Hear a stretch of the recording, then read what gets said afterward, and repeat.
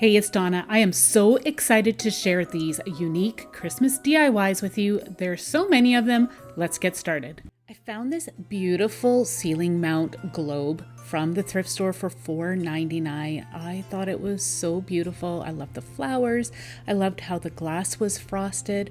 I didn't need the base to this, so I did remove that, and I'm going to set that aside and save it for a project later on.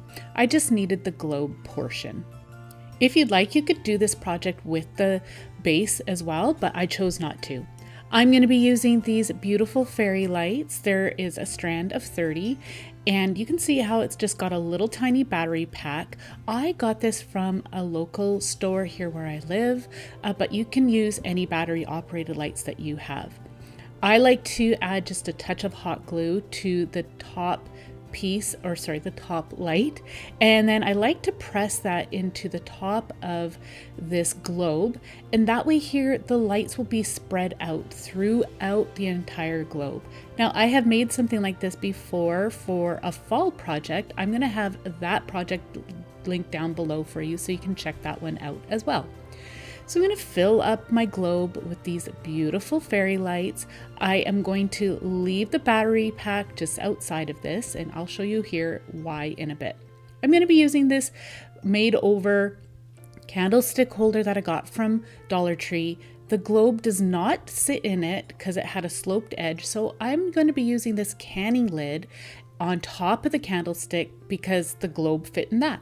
I didn't like the color of my canning lid ring, so I'm going to cover it with this beautiful linen cotton fabric from burlapfabric.com. You can paint yours if you'd like, but I was all out of the paint color that I used on the candlestick, so I chose to go this route instead. I'm going to just use some hot glue to adhere the ribbon to the edge, and then I'm going to be gluing the ring to the top of the candlestick. Now, you may be able to find a candlestick that will fit your globe that you find just fine, but since I didn't have anything that fit mine, I am improvising. So I've got the canning ring all covered. Now I'm going to attach that to the top of the candlestick, and I am going to be using just some hot glue for this. Of course, you can use any glue that you'd like. I'm just going to work quickly here because the glue does set up quickly on the metal ring.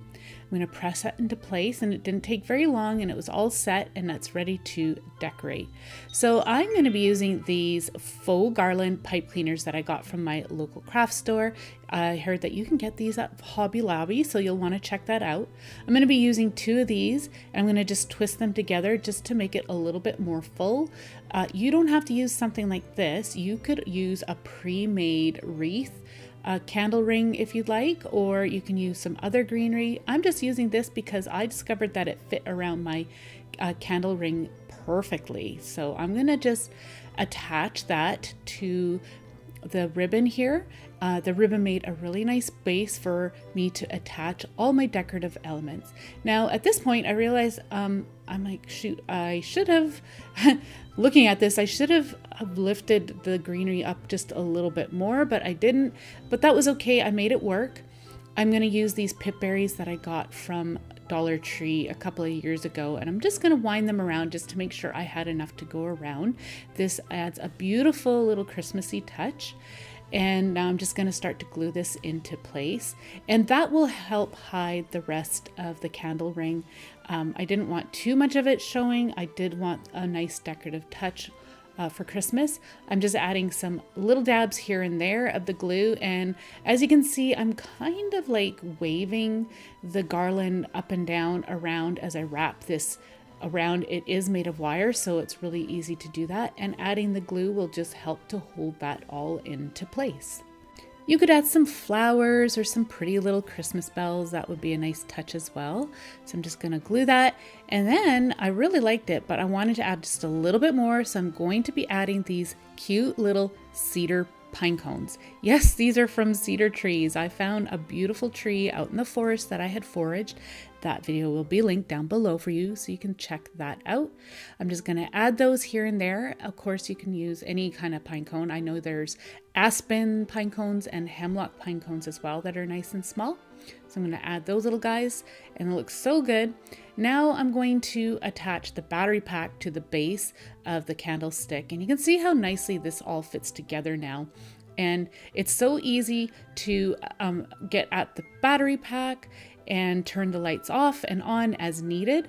And this would make a beautiful gift, a hostess gift. I just think it is gorgeous.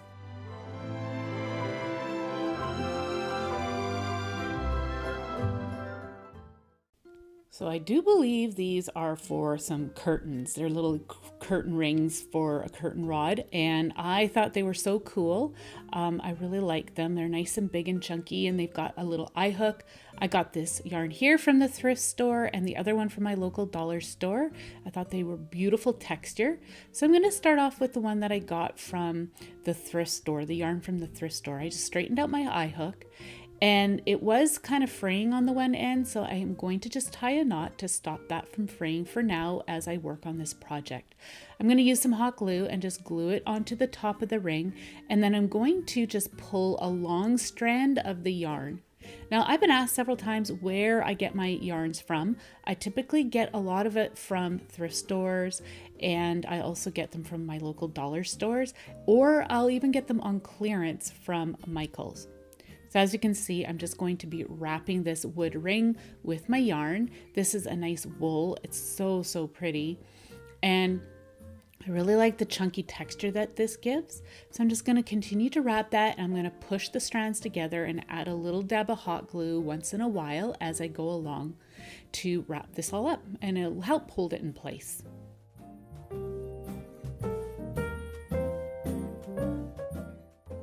Once you get to the top, you're going to add a little dab of hot glue and press the strand into place. I decided to cut that knot off now because it was just standing out too much and it was kind of getting in my way. So I just trimmed that off, and I didn't have much yarn left here, so I decided to wrap the rest of it just sporadically around this little wreath that we created. And then I'm going to glue the end into place as well, just to help to hold that all together. So at this point, you can leave this as is. I decided to, but you can decorate this as well. You could add some little berries, flowers, some little wood snowflake embellishments would be pretty as well. I'm going to add this beautiful faux fur yarn that I got from my local dollar store. It's beautiful. It feels so, so soft, and it's got such a beautiful look to it for the winter time. So same as before, I just glued the top into place, and I'm going to just wrap my wood round piece here with the yarn. It did get kind of tangled up a little bit, so just be aware of that when you're using this. But I did discover this yarn is actually quite forgiving. There was a right and a wrong side to this, but as I was wrapping this, I noticed that it actually didn't affect it. It was very, very easy to use. I did every once in a while tack it down with some hot glue to help hold it all into place. And I just continued to wrap it, and then I just glued the one end off. I didn't have to double this up. It was so nice and fluffy. And again, you can decorate this any way you'd like, but I like the simplicity of it just as is.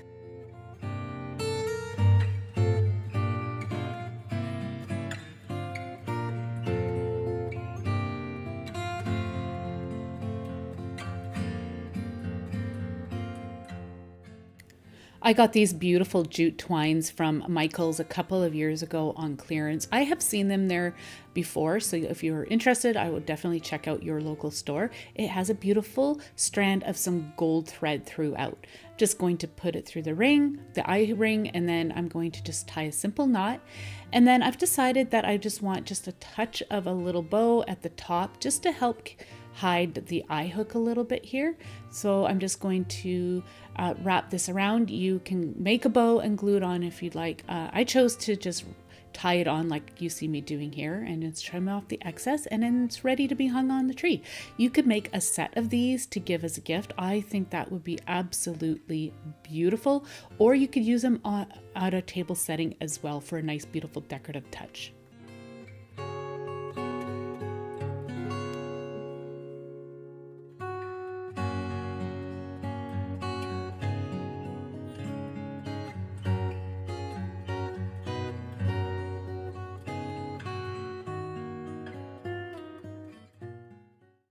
This has got to be one of the coolest bottles I have found at the thrift store. I have no idea what it's from. I'm going to guess that it's a liquor bottle, but I'm not totally sure. So if you know, let me know down below. I got it for $2 and I just removed the lid and the ring that was around it. I took it outside and I gave it a coat of the frosted glass spray.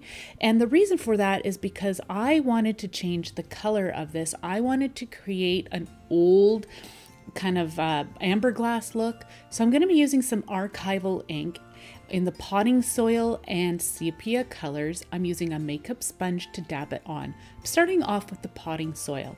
Now I used the frosted glass spray because I find that the archival ink sticks nicely to the frosted spray and it doesn't lift as I'm working, which is a nice touch. I tried several other techniques on trying to create a vintage amber glass look, and I found that this was the most effective for me. If you have some other techniques, please feel free to leave those suggestions in the comments. Like I said, I had tried several techniques already on how to create it, and this worked out the best for me. So I'm going to go in now and add the sepia. I found that the potting soil gave it a nice darker rich color, but the sepia helped to give it a bit more of that amber glass look that I was going for. You can see the color difference here. Now I'm going to give the entire piece a coat of both colors of my ink, and each step along the way I am allowing everything to dry well before I work on the next layer. I find that the frosted glass look also gives it that kind of grungy look that you'll see in vintage glass as well. I think that this is looking so beautiful, and you can see how well it even works on the texture, such as the roof of this bottle as well.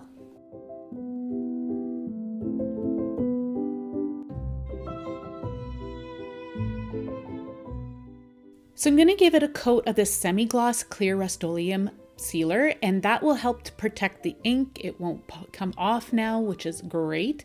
It looks absolutely beautiful. I allowed it to dry well. Now I'm going to be adding these bottle lights. These are nice, beautiful fairy lights. I believe it's a strand of 20 or 30 lights. I can't remember exactly. It wasn't in the package any longer. I'm going to feed those in, and then you can see that the battery pack and switch is like a little cork. Next, I am going to add some jute twine around the top of the bottle. You could use some yarn, or you could use some beautiful string or ribbon that you have. I really like the look of the jute twine. It is a nice neutral color. I'm just wrapping it around the top of the bottle, but I'm being sure not to cover up the battery pack because I need access to be able to change those batteries, as well as be able to turn that switch on and off as needed. I'm sure you could create some kind of a sleeve or whatever to go over top of that to hide it, but for what I'm going to be doing, I didn't need to do that. So now I've got a nice base to work on to create a nice little decorative element. I'm putting the switch and the battery pack at the back just so I have easier access. I'm using some beautiful faux greenery that I got from Dollar Tree, and I'm going to start to glue those on. I like to trim off the backside just so that it sits flatter against the surface that I'm working on, and the jute twine gives a nice base to work off of. So I'm just going to continue to work on this, add all the little beautiful decorative touches to create a nice little arrangement at the top of this bottle.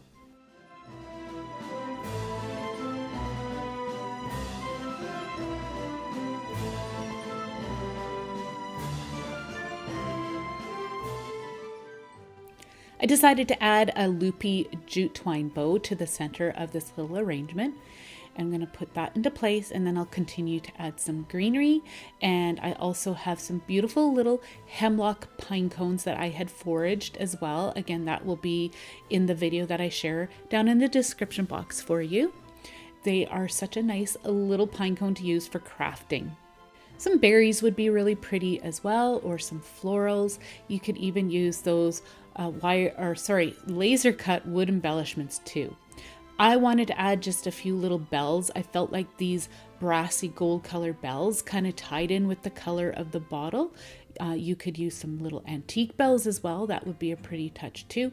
But I like how this is turning out, and I think it is such a unique piece to have for your Christmas decor.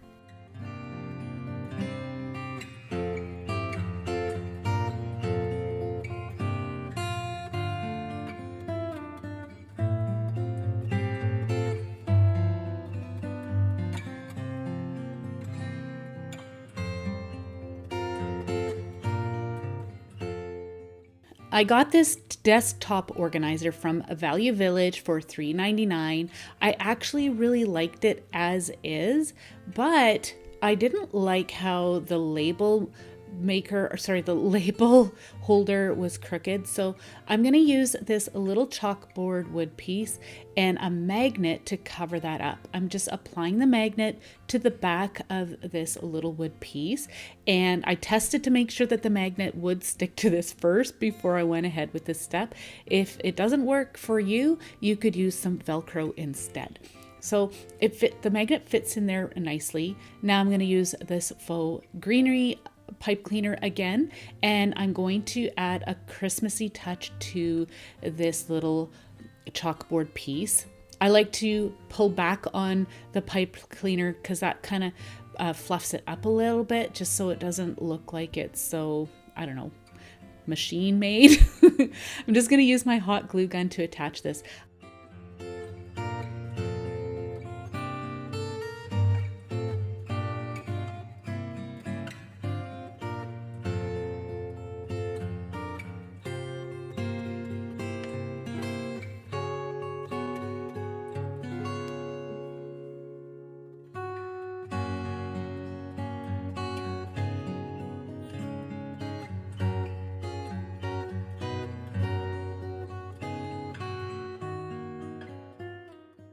Now I'm going to go in and add some beautiful little pip berries. I like to just cut them off of the wire, and I'm going to glue those into place around my little sign that I've made here. And you could, again, use bells, little flowers, whatever you have. I know Dollar Tree has some like sparkly little vase filler as well. I think that would be a pretty touch too. I'm going to use a sticker here. You could use a white marker to fill this in and write a saying. I chose to just use this pretty little snowflake white sticker that I had. It is clear. I just added that to the center and put that into place. Now I decided that I wanted to create a little Christmas activity center. So I'm going to add this really nice sticker activity book, this word search. It's a Christmas edition, and a vintage Christmas Carol songbook that I got from the thrift store. And I also got these old vintage Ideals Christmas magazines. I'm going to tuck one of those in there. And I've got this Nativity magazine. It's so beautiful and it tells the Christmas story. Tuck that in. And I also got this vintage Victoria Christmas book. I thought it would be a nice little book to have tucked in here for the holidays, as well as a nice coloring book. And then you can add anything that you would like. You could make this into a little wrapping station as well. I thought that would be fun. I decided to add these beautiful vintage cards, Christmas cards that I got from the thrift store for anybody who wants to write a quick little note for, say, a teacher or a friend. And then I got these ones. They are so beautiful. I got them from HomeSense. They are a beautiful woodland scene. I'm going to just tuck a few of those in there as well. And they've got some beautiful envelopes that go with it. They've got a cute little deer scene there. I'm going to just tuck those in. And now I'm going to add some pens. So I've got this little glass bottle. My pens fit in there nicely. You could add some markers in here if you'd like. That would be a nice touch as well. I have these clips. I'm going to add those to the front and then put some little Christmas tags. These are some vintage Christmas tags that I found at the thrift store. I think they are so fun, and add just a nice little decorative touch to this as well. You could clip some stickers, add some bows, any other little decorative touches that you'd like. That would be useful for the Christmas season too.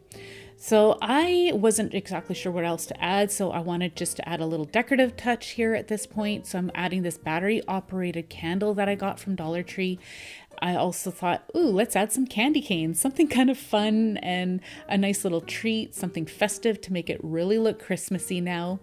So I'm just going to arrange those into place. But of course, like I mentioned before, you could add markers here too. I had this beautiful black and red, kind of like a buffalo check. It's more like a gingham. I'm going to just slip that in there, and I'm going to use another clip to help just add the end on the outside, so I knew that there was some ribbon there and it would be easy to access that by grabbing a strand. You could tuck a pair of scissors into the box as well. I'm going to add some more little tags. I had these little die cuts that were really pretty. I thought they would be a nice little touch. You could use these as a gift tag as well. Some cookbooks would be a really fun touch in here too. I thought that would be something kind of fun and have it stored in the kitchen. I've got these faux evergreens that I got from Dollar Tree. I'm just going to cut them down, and then I'm going to move the branches a little bit. That way here that you'll see them a little bit better. And I'm going to tuck these in around the candle because I felt like it just was lacking a little bit of something. And I felt that that was a really nice, pretty touch for this. So I'm really happy with how this is looking. I'm just going to add just a few more die cuts and little touches, and then you can put this on display. It is such a fun thing to have for the family, and like I said, you can customize it any way you'd like, and you can change this up seasonally as well.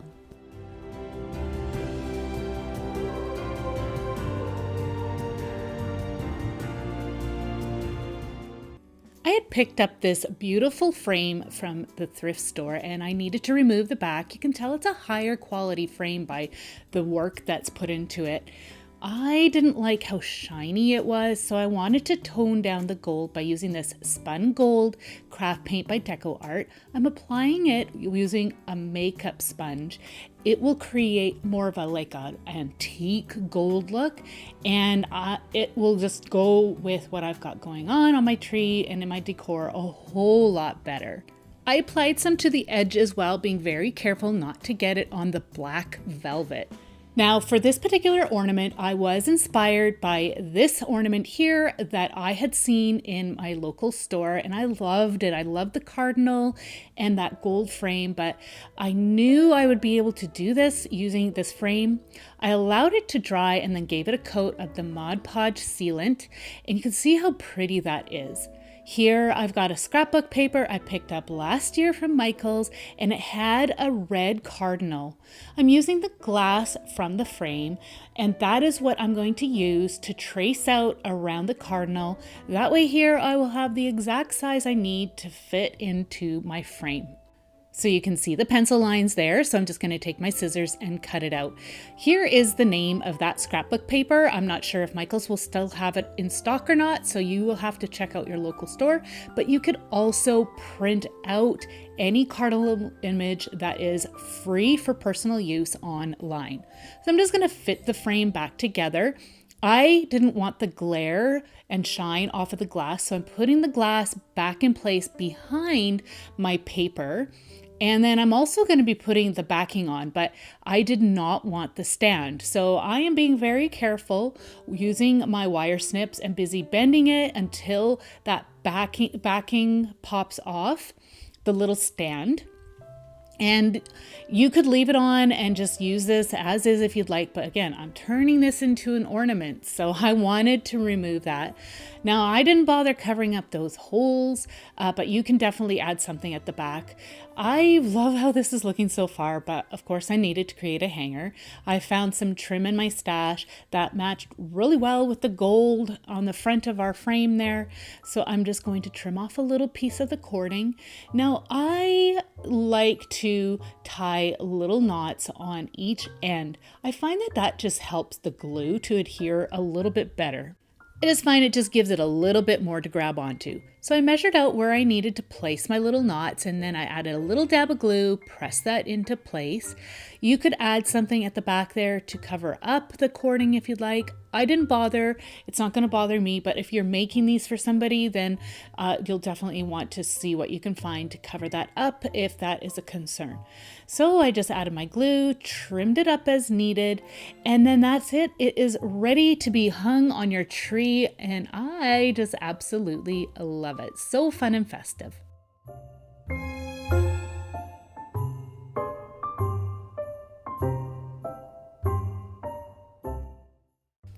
I had this mini cloche in my stash from my local store. I have seen other cloches elsewhere. I've seen them on Amazon. You'll have to have a look around to see if you can find them, but this one is the Multicraft brand. I am going to be giving the base a coat of this metallic green paint from Decor. I wanted kind of a beautiful shimmer, but not too much. I still kind of wanted it to be earthy to go with the look that I am going for this particular piece. So I'm just going to, again, continue to cover up the base. I'm doing the underside, as well. Here I've got this velvet mushroom that I made. I've got a whole video full of mushroom DIYs. I'll have that video linked down below. I glued that to the center of my base. I'm using some jute twine for my hanger. I folded it in half and I'm tying the two ends together to create a knot. Now I am also going to be using a wood bead. I find that wood beads work really well to attach to create a hanger for a piece like this. So I needed to string the bead on, and the twine should be thin enough to create a knot so you can pull the knot inside the bead. I added just a little bit of hot glue and then I pulled that knot inside with the glue, and then that will give you a nice flat surface to attach to the top of our cloche topper. So I'm using a combination of some Gorilla Glue and hot glue. I find that, this is not Gorilla Glue, this is Gorilla Silicone Sealant. It works really, really well. I've used it to attach plastic and glass together, and I'm telling you, it works great. But I did use a combination with the sealant, the silicone sealant plus hot glue. So I attached that to the top. Now while that's setting up, I'm adding a bit of moss underneath the cute little mushroom. I'm just using this preserved reindeer moss that I got from Dollar Tree. I'm just being very, very careful not to get the moss into the ridge where the cloche cover is going to be sitting. So I'm just, again, using hot glue to attach the moss. You can use some Spanish moss as well, or use any other little decorative touches. I've got this faux snow. It's left over from a previous project. That's why it's a little bit dirty, but it works great for this. I'm using some hot glue to attach that onto the moss to create a nice wintry look. You could also add some cute little figurines in this. If you don't have mushrooms, that's okay. But I was inspired again by my travels. There was so much mushroom decor out there, and I saw this particular ornament and I knew I could recreate it. So I'm adding some cute little cedar pine cones that are recently foraged. I'm going to add a little bit of hot glue and attach those, just tucking them into the moss. I've never used cedar pine cones for my crafts before, so I was excited to try these out. They're a great size for little projects like this. I'll have that foraging video linked down below for you as well. So I'm just going to make sure the cloche fits over top and there's nothing stopping it from closing up. I'm adding glue into the groove, gonna put that cloche into place, and there you have it. It's perfect. I am loving this ornament.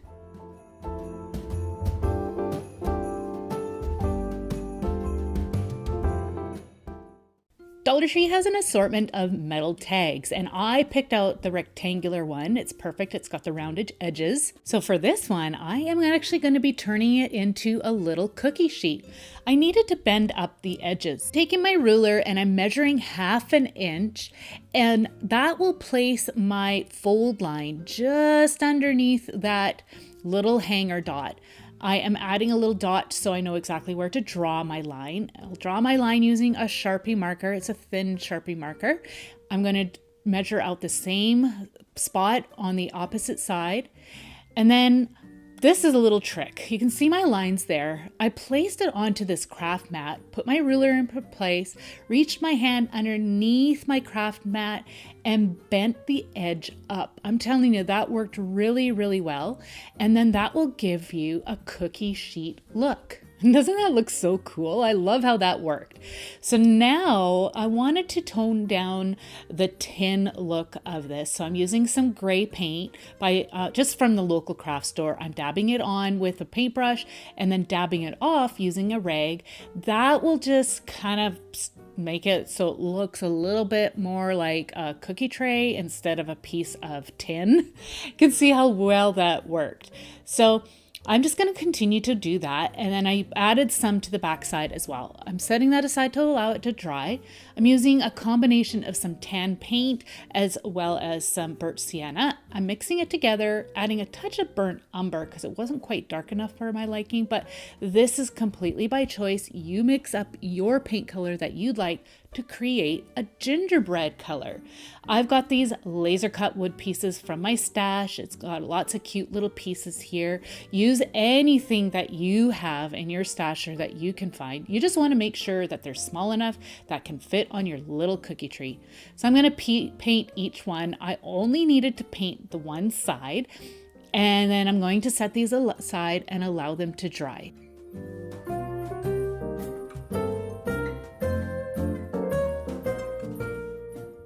They're all nice and dry. Now I'm going to be using this Slick Paint by Tulip. Now, I've never used this stuff before, believe it or not, but I wanted to create the look of icing. So I'm being very, very careful, but I'm telling you, I was not very steady with my hand. I kind of did a sloppy job, but I'm like, you know what? It'll be okay. I still loved how it turned out. It definitely had the look of icing.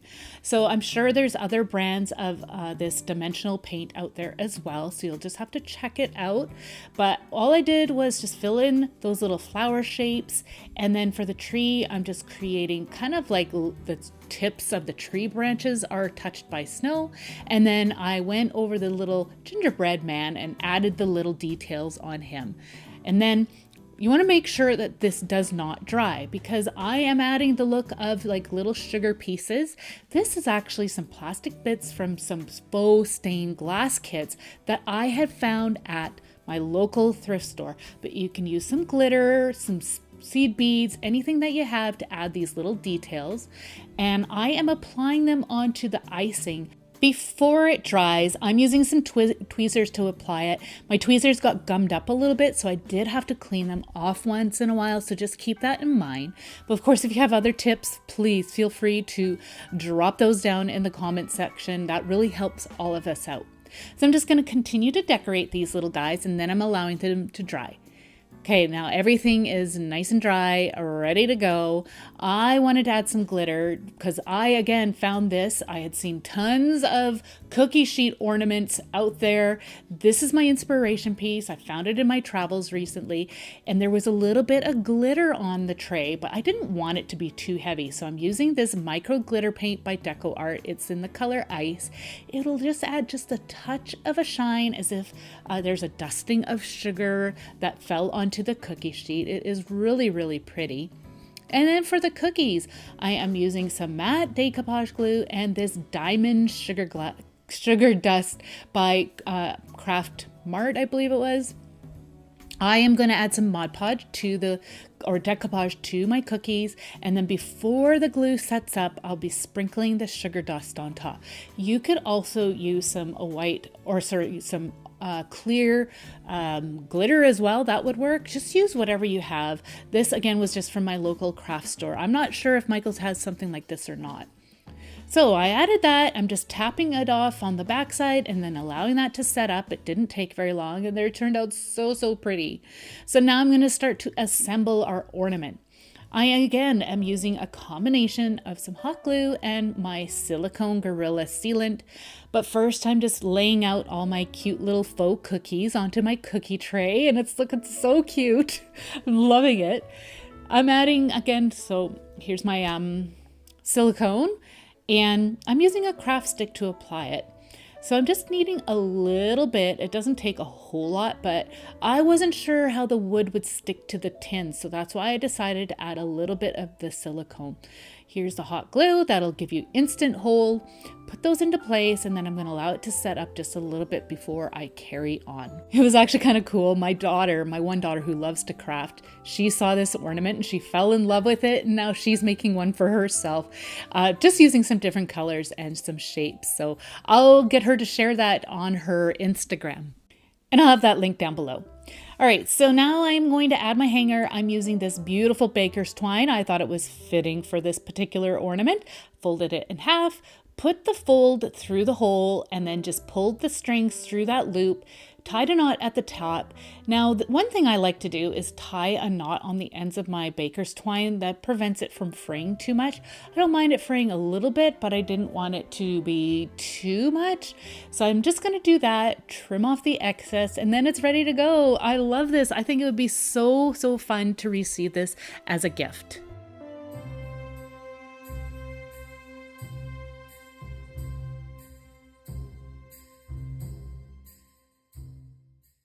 So gingerbread must be on trend this year because I have been seeing so much of it. This is one that I got from my local craft store, and I am painting the pieces using that leftover paint that I had already mixed up. That right now for this ornament, I am going to just be painting the boy and the girl. Here again is my inspiration that I found as I was out shopping and checking out all the fun Christmas ornaments out there. And I knew I would be able to recreate it in my own way. So these guys are all dry. Now, again, I'm going to go in and add some of the slick paint to fill in all the details that are still visible on our ornament. I'm telling you, I do not have a very steady hand. I kind of messed up on a few spots, but it's all right. Once you put some of the sugar dust on and you assemble it, you're not even going to really be able to tell. So it was funny. I was crafting all day this day when I was making these ornaments, and my cat was looking for me, and he came and he found me in my craft room, and he had to jump up onto my shoulders. He is such a fun and affectionate cat. He's really been great for our family. Okay, so the slick paint or faux icing is all nice and dry. Again, I am using my decoupage glue and I'm giving it a coat to each of my little gingerbread people. And I'm going to use the sugar dust because the inspiration pieces had the sugar dust on them as well. And I don't know, I really like that look. It makes them look more like cookies. So I'm just going to give a nice coat of the decoupage glue and then sprinkle the sugar dust onto the ornaments. And then I like to pick it up and then tap it off with my finger when I am done both of the ornaments. And I am working on a craft mat, so then if there's any leftover, you can gently either just clean it off into your garbage, or you can just reuse it and put it back into your container. All right, our little guys are all nice and dry. I have this vintage tin in my stash, and I'm going to be using some jute cord. I'm just clipping a long strand, and then again, I'm tying knots on each end. And then I am also going to be just folding this in half and then snipping it in the middle. I didn't want to create my hanger just yet, but I did need to place my string into place. I picked two grooves that were opposite from each other, and again I'm using a combination of my Gorilla silicone as well as some hot glue, and I'm putting some on the inside. And remember, you need to do this before you add anything else, otherwise you're not going to be able to adhere your strings into place because there just won't be any place to do that. So I pushed the knot into the silicone and then used my hot glue for instant adhesion. Now I did add quite a bit, so it did take a little bit longer than usual for the glue to set up, but I just kept on pushing the knot into place until that hot glue had set, and then you're good to go. Now you might be able to punch some holes into this tin. I didn't have the proper tool to do so, so I could not do that. I have some scrap foam, dry floral foam here, and I'm just cutting it down. I always like to test it into place first so I know exactly where the contact spots are. And then I'm generously applying some glue, working quite quickly here so my glue doesn't dry out before I put it into place. I set that back into the tin and then let that set up for a few moments. Now I am ready to start to decorate. So I ended up losing a little bit of my footage here, but I'll explain what I've done. So I'm first putting my little gingerbread people into place before I glue them. Here I already glued them, so I missed the part where I had glued. I ran out of storage on my device. I've never done that before, but I guess I forgot to clean my phone that day. Anyways, I'm also using this tree. I trimmed off the one side so it sits flat against the back of the gingerbread people, and I pushed that into place now with some hot glue again. You can move things around a little bit just to help you out. Here again, I lost my footage of me gluing some of the cinnamon sticks in, but I like to just press the pieces into place so I know exactly where they're gonna go, and then add glue to it and then put them back into place where I like them. So I use some cinnamon sticks as well. Now to cover up the base, I'm using some Spanish moss. You just want to add some glue and then push the moss into place. You can use your scissors to help you push all that moss into like the little tight spots, because I did need to go in between my gingerbread people as well. And I also needed to tuck some of that moss down inside of our tin. You can use some preserved reindeer moss for this as well, but I wanted a little bit of a different look, so that's why I decided to use the Spanish moss. So I'm just trimming off any of the excess. Be careful that you don't cut your strings. And I really love that, but I felt like it was still lacking a little bit. So I'm gonna go in and add this flocked greenery that I had. I like to grab bushes of this from Michael's when they go on clearance, and I just generally get some neutral colors so then I can use them all year round. So I'm just going to add a little bit. Just this one cuts down really well. And then I also had this glittery one that I picked up from Dollar Tree, and I'm cutting little snippets of that and tucking it in as well. I thought some little jingle bells would be cute, or other little embellishments, some berries, but I chose to use these foraged hemlock pine cones. They are, again, really nice and small, and I found them on my recent foraging trip, and I just was so excited to find them because they are really great for crafting. They are a great small size. So I have to say this is looking great. Now I am just pulling out my 2 strands of twine and figuring out where it's going to hang best. And then I'm going to tie those 2 strands with a knot, and that's it. I'm telling you, this is so cute. I'm so happy with how this one turned out.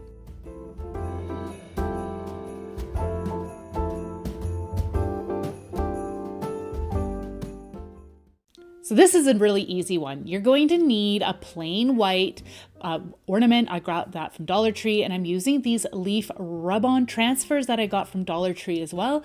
You can see that these have already been used, but I wanted to just cut them down, and then I find it easier to work with these if you cut them down first before you apply them, because otherwise the other ones could come off, and I didn't want that to happen.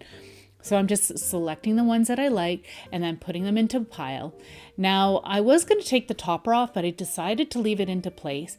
And what I like to do is just measure out roughly where I'm going to put it, but trim off any of the excess as needed so I can get it right up underneath the topper. Now the rub-on actually sticks when you press it onto this plastic, and then you're going to use a craft stick, or I'm using a bone folder, and then you're going to rub over the transfer, and that will adhere it to this plastic. It worked so well. I was so impressed with how well this worked. Now you can see this ornament is round, of course. So if you need to, you can put some slits into the plastic so then it shapes better to the ornament. But I found that I didn't need to do that. I didn't have any issues getting it to stick. But if you want to do that, you can definitely go ahead and do that. But look at it. Isn't that just so cool? It worked so well. I was so happy with how this was turning out. Again, I had seen another piece that inspired me to create this, and I knew I had everything I needed to make this ornament. I think too, from what I remember, the inspiration piece was plastic as well, so that was awesome. I gave it a clear coat of some sealer so I knew that those transfers wouldn't come off. And now you can decorate the topper if you'd like, but I wanted to keep mine simple. I'm just using this beautiful iridescent gauzy ribbon, stringing it through the top, adding a knot, and then that's it. It was so simple to make.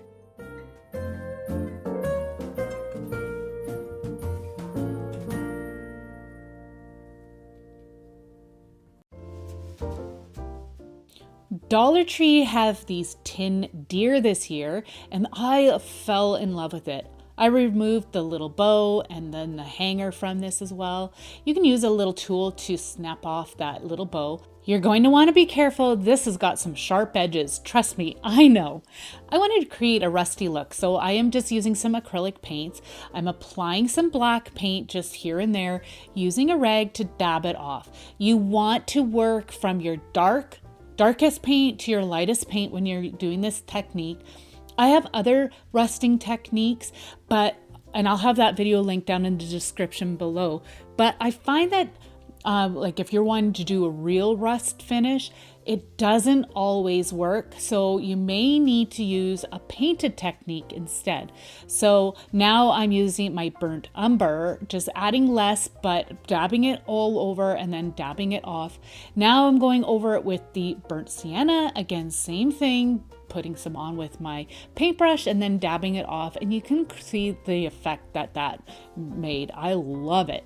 I did the front and back side. Now to embellish it, I've got these faux evergreen pipe cleaners. I picked them up from my local dollar store, some pip berries, some rusted bells, and some beautiful rustic twine. I got this twine from Home Sense, which is the same as Home Goods. I'm also going to be using my cedar pine cones. So this particular faux evergreen pipe cleaner, I believe you can get it from Hobby Lobby, so you'll definitely want to check it out there. I'm just measuring a piece by wrapping it around a few times. I'm going to snip it off, and then I'm going to take it off now and fold it in half and then snip it. Using my wire cutters. You can use some strong shears if you have some. And the reason why I'm doing this is because I wanted to twist them together like I'm doing right here, and that will make it a little bit more full. So now I'm going to wrap it back around the neck of my deer. And then I'm going to use some hot glue. You can use any adhesive that you want for this. I just decided to use some hot glue. I'm going to just press that into place.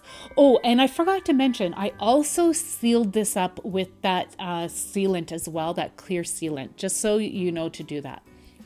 I'm going to add my hanger before I go any further because I didn't want to get it all tangled up with all my decorative pieces. So I'm just going to do that quickly here, and then I'll carry on with decorating. I think this twine is perfect for this particular project. So I'm going to add a little bit of color here by adding some pip berries. These pip berries are actually from Dollar Tree, but I'm snipping them right off of the garland. I'm also adding some rusty bells. I use my special technique to rust these. So again, I'll have that video linked down below for you. They were really tiny bells, so I just used hot glue to put those in place. And now I'm going to add my little pip berries. These are a darker red, and I just love that festive touch. Now I'm going to go in and also glue in my cedar pine cones. Man, I am really enjoying using these little pine cones. I am definitely going to find some more and keep them in my stash because they are a perfect size for a little project like this. And that's it. It's done. I love it.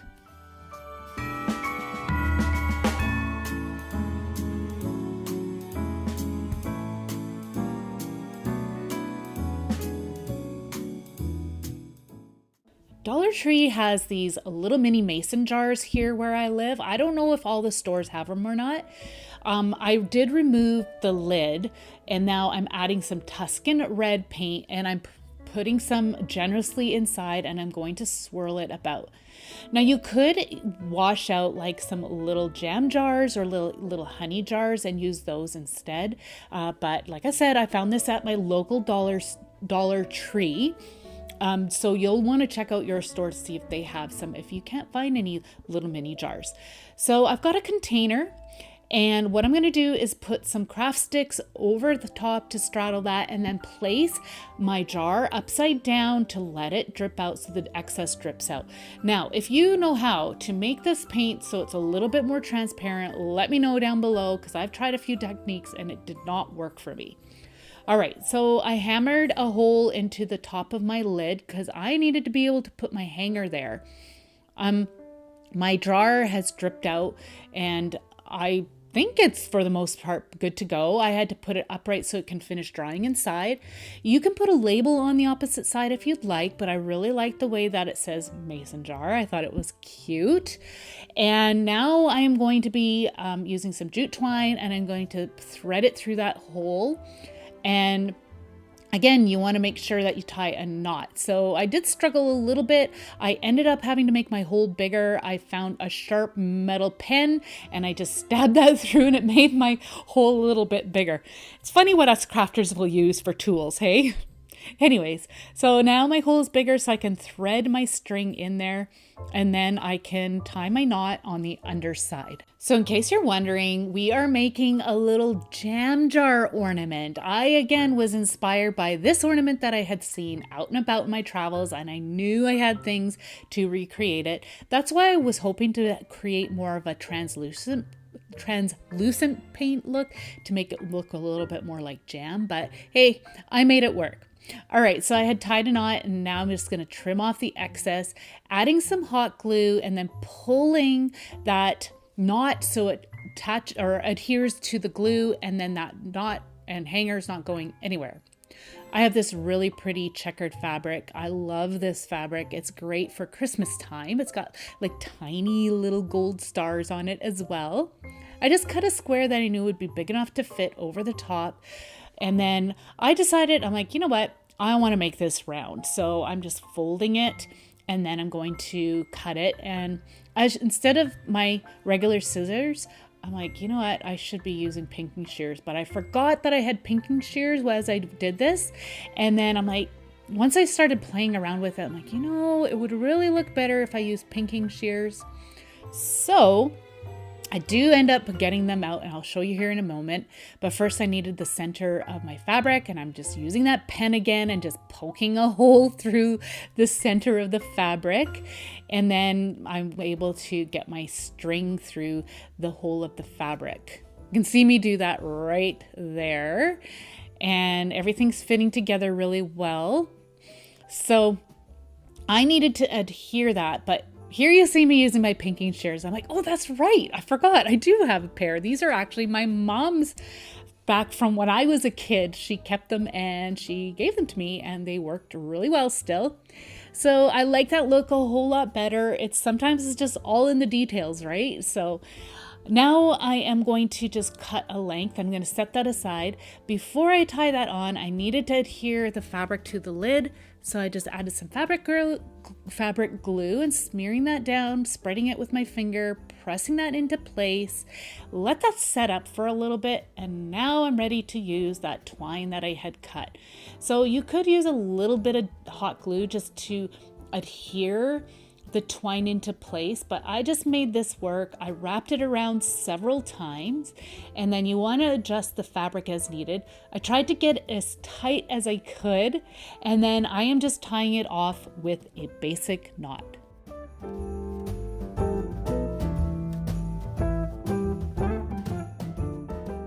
So I think this is really, really cute. Again, you could add a label, but what I decided to do was actually punch out a little scallop circle out of this cute little strawberry scrapbook paper that I had got from Michael's. And I thought that would actually make a great little label for the top of our jam jar.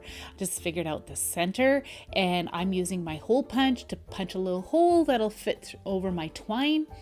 And then this is like a crocodile, big chomper. I can't remember the exact name, but I did that. And then now I'm just going to be using some Aleene's tacky glue on the back side of the paper. This is one of my favorite glues to use. And I will be spreading that out with my finger again as well. And then you can put that over top. I do find that with this glue, sometimes you have to it doesn't set up right away. So you'll have to press it down a few times or add a little bit of weight to it. But that's it. It totally looks like a cute little jam jar ornament for a really fun Christmas tree.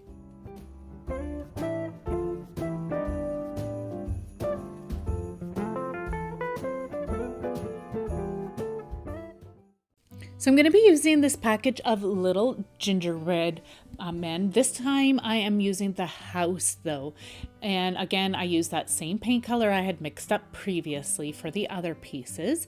And I'm using the slick paint to use as my icing for all the details. And I did cover up the hole. You can see that there's a little bit of a hole there. I did fill that in as well, but I did that at a later point. I don't know why I didn't do this right away. I guess I was thinking that I would be needing that hole for this particular ornament, but no, I didn't. Anyway, so I'm just going to go ahead and fill in all the details of this, just like it's like royal icing.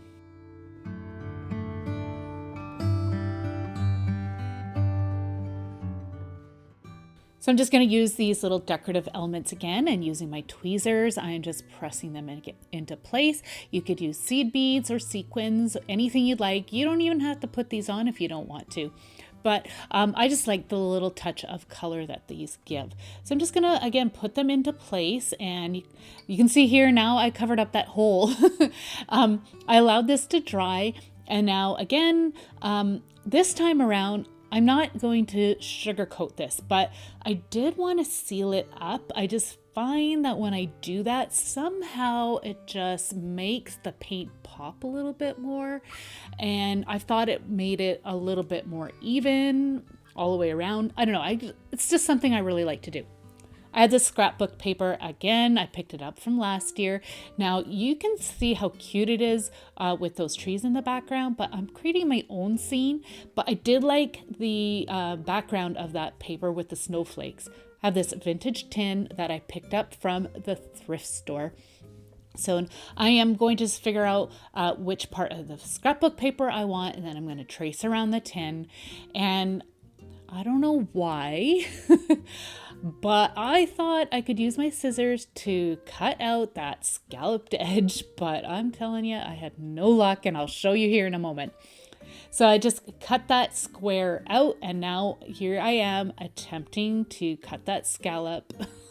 I should have just traced around just a basic circle shape, and because you'll see, you're not even going to see the edges of this paper anyways. So I ended up just filling around with it again here, trying to cut out that scallop. Oh, anyways, I made it work. I cut it down till it fit inside my tin. And then once you have it fitting properly, you're going to need some glue. I just used some tacky glue for this, and I find that it works just fine for this particular project, but of course use any glue that you like to use. So I just put some into place, and then I'm just using my finger to spread it out. You just want to make sure that you have enough to evenly coat all over the back side of this particular piece. Press your paper into place. Again, remember, it does take a little bit to set up, so you may have to push down the paper a few times so you know that it will stick in place. It's all nice and dry. So I am using the evergreen pipe cleaner around the inside edge of the tin. So that's why I say I did not need to worry about that scalloped edge. But anyways, it is what it is. So I'm using some hot glue to adhere the evergreen to the inner lid, and it's wire, so it's bending really well. I just needed to snip off one extra little piece and place that inside to fill in that little gap that I had. Now I'm using wood beads on the back side of our little house. You can use some little wood blocks or some like little tumbling blocks, that would work as well. But what I want to do is create kind of like a 3D look. So I needed this to be raised up against the background, and I find that these beads work great. So I'm using hot glue, put them at the back side of our little house. You can see I'm putting it into place, and it really gives it a lot of dimension. I'm using a couple of bottle brush trees here. This one is from Michael's. I get those bags of the Lemax brand, and I get them when they're 50% off, 50 or 60% off, and it's a great deal. And then Dollar Tree always has these little mini ones. I love these, they're so cute. I removed the bases off of both. The larger one I had to just clip off the back side so it would sit flat against our background of our little tin. And then once you've got your placement all figured out, you can start to glue everything into place.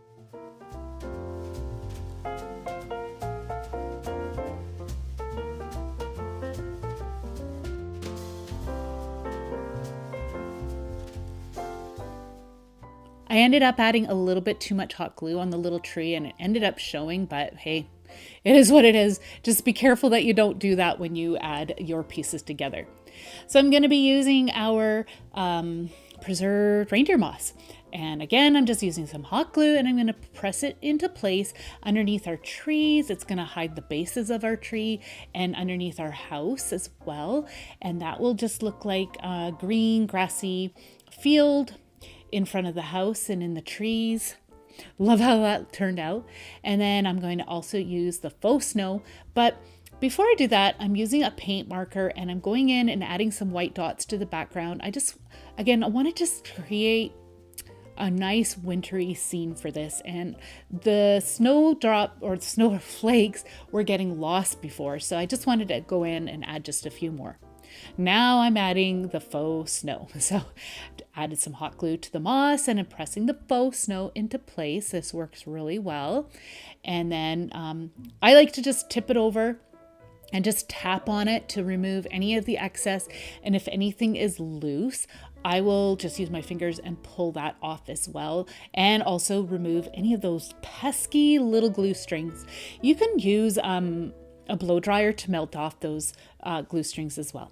So Dollar Tree pipberries, they had this nice bright red this year, and I thought it would be cute to add some to one of the trees. So I snipped some off, added some hot glue, and just used my tweezers to put them into place in just the larger tree I decided. But you could use little beads. That actually would be really cute, and that would look like little ornaments as well. I just like the color of these particular pip berries. So I just snipped them down and then added a little bit of hot glue and then pressed them into the bristles of the tree.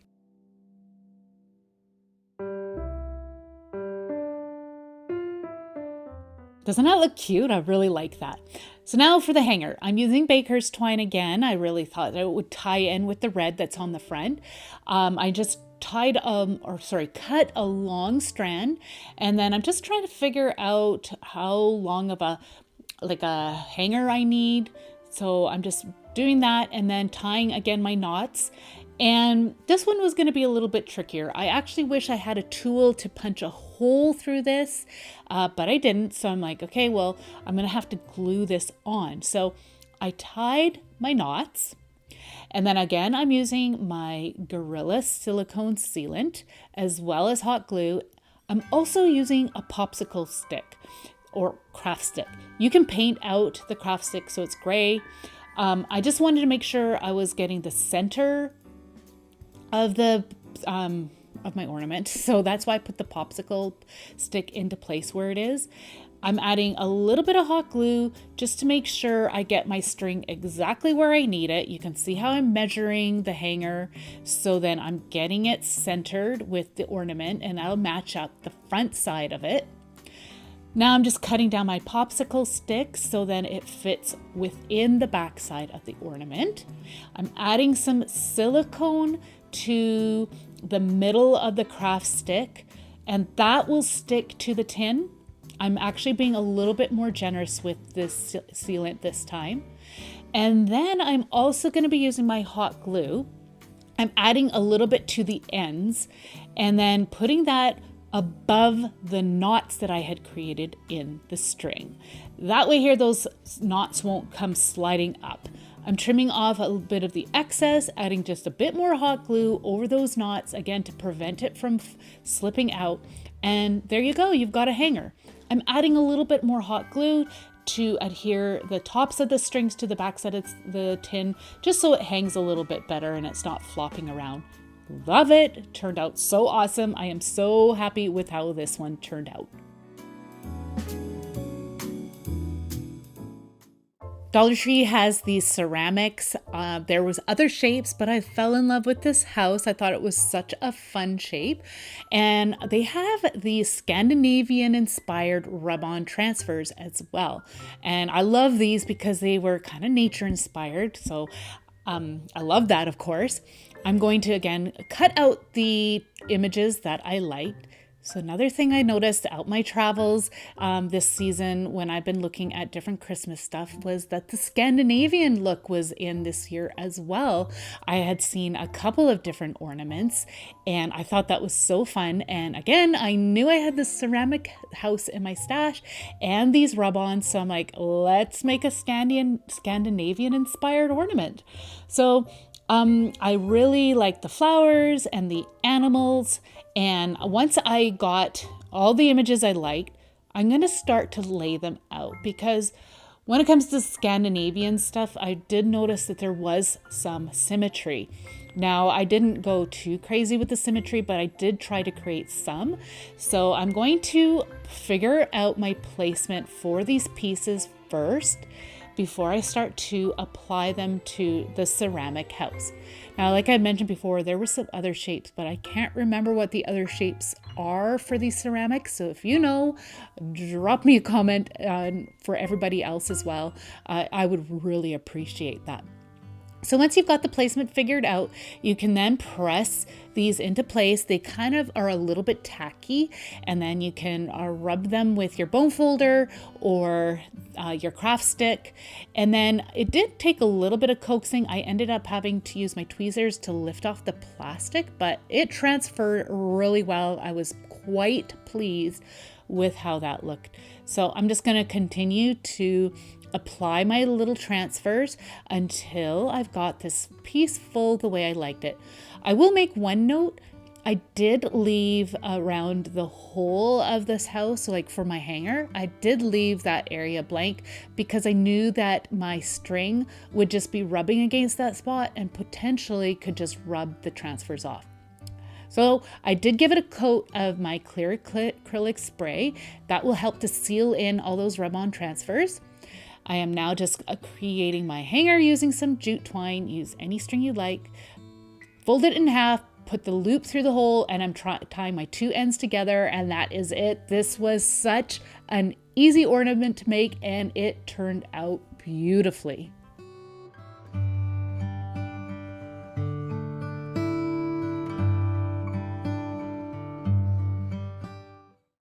I had an assortment of some laser cut snowflakes and I knew that I could layer them to create a really pretty and simple ornament. Again, I was inspired by these particular ornaments I had found in Walmart. Now those are mini ornaments. I got bigger sized snowflakes here, and I had these smaller snowflakes in my stash for several years now. I got them at my local dollar store. Use any ones that you have and can find. So I glued those together, and now I am going to just use these greenery pieces that I got from Dollar Tree. They've got a little bit of glitter. I'm also using those pretty little cedar pine cones.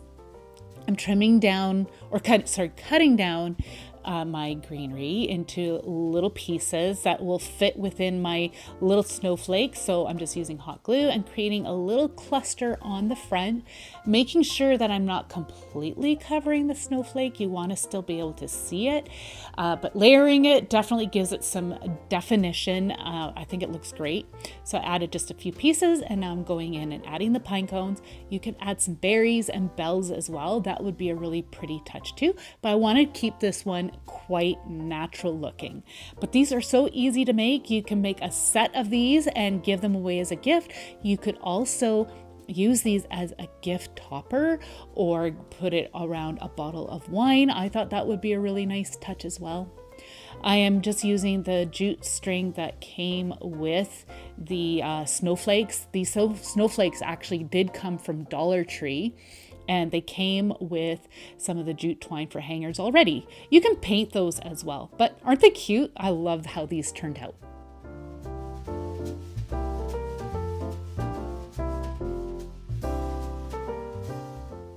I have this wood frame that I had refinished. I'll have the video for that link down below. I am using these pieces of birch bark that I had foraged and flattened, and I'm going to piece them and cut in kind of like a puzzle to fill in the backing of the picture frame.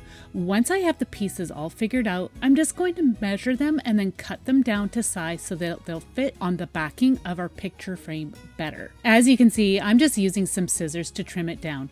I'll be using a combination of some hot glue and and some Aleene's tacky glue to glue these down to the backing.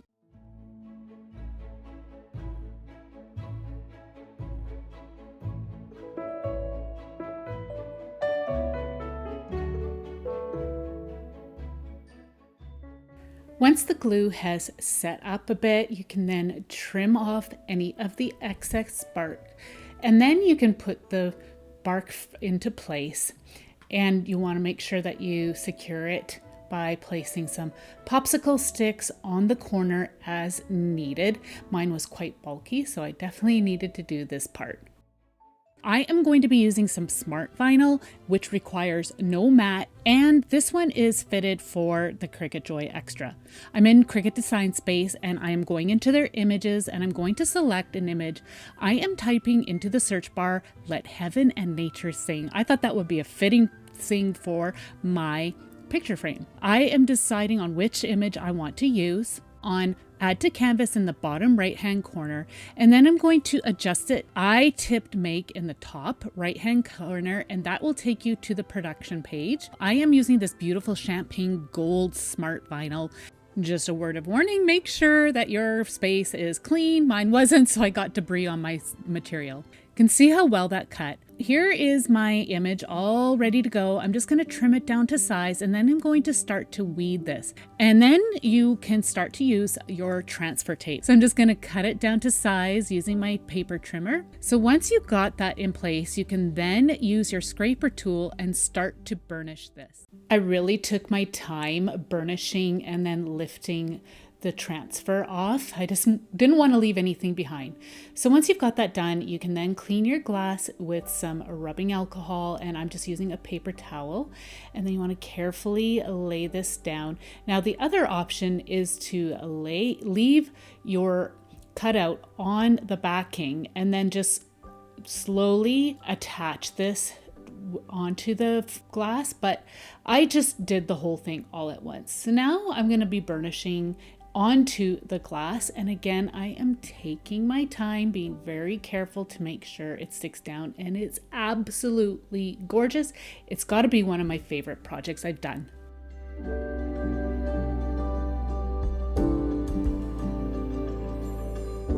So I have a wood slice here. I'm actually doing 3 of them. I'm poking a hole in the side here, and then I'm going to add my eye hook. Now some wood slices come pre-drilled, so if you have those, awesome, you don't have to do this step. So mine don't have that, so I'm adding a little hanger to mine. I'm painting each wood slice in a different color, some cream, which is an off-white, hunter green, and some holiday red. I am just going to go ahead and paint these. I'm only giving them 1 coat because I want a bit of the wood grain to come through. I find that that just helps to create a rustic look. I set those aside and allowed them to dry, and now I'm going back into Cricut Design Space and selecting all my images.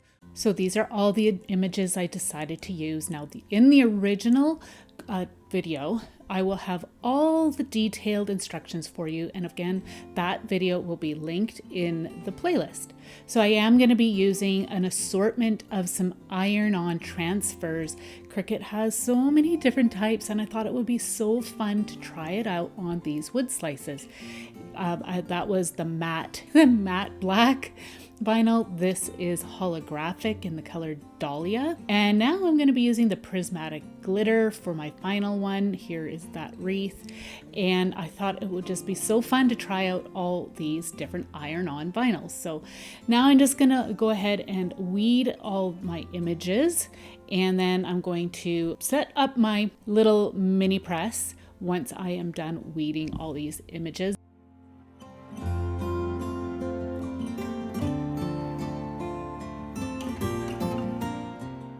And then you also need to have a mat, and you also need to have some parchment paper or some heat safe paper and some heat safe tape as well. And then I'm going to just trim off any of the excess plastic that's around the backing, around the image, because I would need to tape this down onto my wood slice. Now when you're adding your tape, you want to make sure that you don't cover up your image because it will affect how it transfers onto your wood slice. I'm just heating this wood slice up, putting my little image down, and pressing the tape so it stays in place, and then put my parchment paper in place, and then go ahead and use my mini press and I'm following all the directions on the Cricut website for how to use the heat tools. This is the first time I am using the mini press, so I did struggle a little bit here, but I did manage to fix up any of my little mistakes, and I just carried on. Now time to decorate. I'm just doing a simple bow with some red twine and adding hanger with the red twine, and that was it.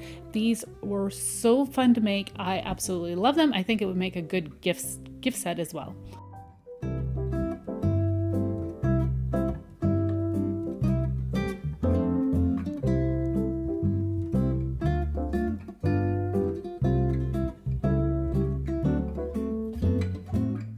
I'll be using some wood slices along with some mini wood pots for this first project. You're also going to need some taper candles. I got these ones from Dollar Tree, and I have to say they're quite beautiful. They fit nicely in these little wood pots. We are going to be making some beautiful rustic candle holders out of these items. I'm going to start off by using some leaf green paint on the wood slices as well as the pots. I just needed one coat of each, and then I'll be allowing them to dry well. You'll have to excuse me right now. I am getting over a bad cold, so if I sound congested, you'll know why. If you don't want to use the green paint, you can definitely use a beautiful red or burgundy. Any color would look beautiful on these little pieces here. So I've allowed those to dry, and now I'm going to go over each item with some warm white craft paint. I am going to use 2 to 3 coats, and then again I will allow them to dry well. So once my paint pieces are all nice and dry, I'm now distressing them by using a sanding block, and I'm just sanding off little bits of the paint here and there just to help the green color come through. It is a really effective technique. I'm also going to do the same with the wood slices, but I ended up actually using a piece of sanding paper here. And I found that was a little bit better to remove more of the paint, because I was amazed at how well that craft paint stuck to the wood slice. So now I'm going to actually clean these up by using a rag. I wanted to get rid of all the dust off of this, and then I'm going to be gluing my pieces together. I didn't glue them together first because I knew that I would have an easier time distressing these pieces if they were sanded separately, and now I'm going to glue them now. I'm just using some hot glue. I'm pressing them together firmly until the glue sets. So now I'm going to give the pieces a coat of some matte varnish by Decor. It's the brand that I really like to use.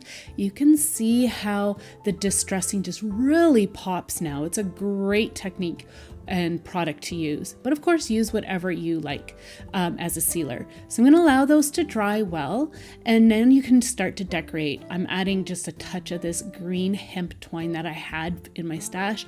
I'm just adding a simple little bow at the bottom or the base of the little candle holder, and then you can add any decorations you like at this point. I'm adding some little sprigs of some evergreen, and then I am also going to be adding some little mini pine cones.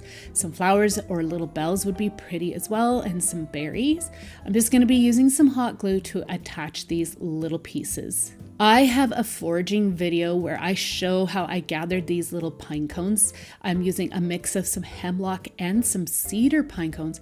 I have never used cedar cones before, so I am excited to see how well these hold up, and I will let you know about that later on. So I'm just going to finish adding those little touches, and then I am going to make like a little gift set now. So I have my little candle holders, candlesticks that we made. I've got my candles, and I also picked up this candle snuffer from Dollar Tree. I was actually really impressed with the quality of this. So I'm just going to remove it from its packaging, and just to tie it all together, I'm adding a little piece of some hemp twine to the snuffer, and then I'm also going to use the same hemp twine to the candlesticks as a little bundle, and then you've got a sweet little gift set. Here is our beautiful little candle set. I think it would be a beautiful hostess gift, or for anybody who loves candles.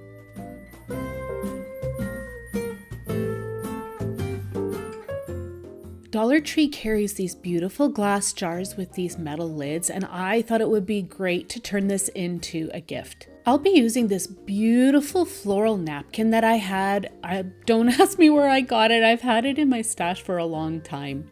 I'll be using this gesso. It's Artist Loft brand and I got it from Michael's. It's a really nice smooth consistency and I really like it to use as a primer because that is what it is. Artists use it to prime their substrates. I find it actually works surprisingly well on metal. So I'm going to give the lid a coat of this gesso and then I'm going to allow it to dry well. Once dry, you can then use some decoupage glue in the matte finish. And I'm going to be adding this napkin to the top of our lid. I really wanted to create a nice decorative jar. I am removing the ply off the back of our napkin and I used some tape to get the back layer that sticks really snug against the pattern. That works really well. Now I get a lot of questions about what is the difference between decoupage glue and Mod Podge. Mod Podge is actually just a brand name. I don't use Mod Podge that often because I find it gets really tacky here where I live. So I gave a coat to the lid and then I'm going to press it down onto my napkin. There's lots of different techniques on how to do decoupage, so I definitely suggest doing a little search. I will have some links to some decoupage videos that I have. Those will be down in the description box as well. So once I've got the napkin in place, I like to go over the top with another coat, and surprisingly, it does end up absorbing quite a bit of it. I'm going to be trimming off the excess here now, and then I'm going to be working on the sides. So once you've got all that trimmed off, I'm going to add some slits to the edge just to create like little sections around the edge. And then I'm going to add some glue to the edge and put the little section down into the glue and add some glue over top of that. I figure that way here, I won't have too many wrinkles if I did it this way and it'll create a nice smooth finish. So another thing I get asked often is the way I pronounce decoupage. I am in Canada, so I do pronounce it a little bit differently. Decoupage is a French word, and I do live in a French-speaking country, so I guess that's why I pronounce it the way I do. So I've made it all the way around. I'm going to allow this to dry really well. I'm just pressing down any wrinkles that there may be, and then once it's dry, I'm going to take a sanding block and I'm going to remove the excess tissue around the edge. This works really well. Again, I'm going to be using my matte varnish here from Decor. This will help it to be more durable because this is going to be handled quite often. I'm going to make sure to focus on the underside of the edge as well. I found this T label in Cricut Design Space and I'm going to cut it out of some white vinyl and I'm going to use that as the label to my jar as I wanted to create a nice beautiful jar for some tea. So here I've got some permanent white vinyl.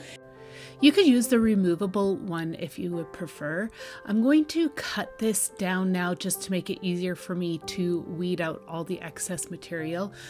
And I actually accidentally made my label too big. I was okay with that because I am actually going to be using this tea jar for myself. I needed a new tea jar. So I'm like, you know what? I'm going to make myself a little gift here. So I'm just going to weed the vinyl here now. And then I am going to prep the surface of my jar. I'm going to just get some transfer tape here. I will have all the Cricut supplies used in this video linked down below for you if you want to check them out, along with the new Cricut Joy Extra machine that I was gifted recently. So I'm just going to adhere the vinyl transfer onto my transfer tape.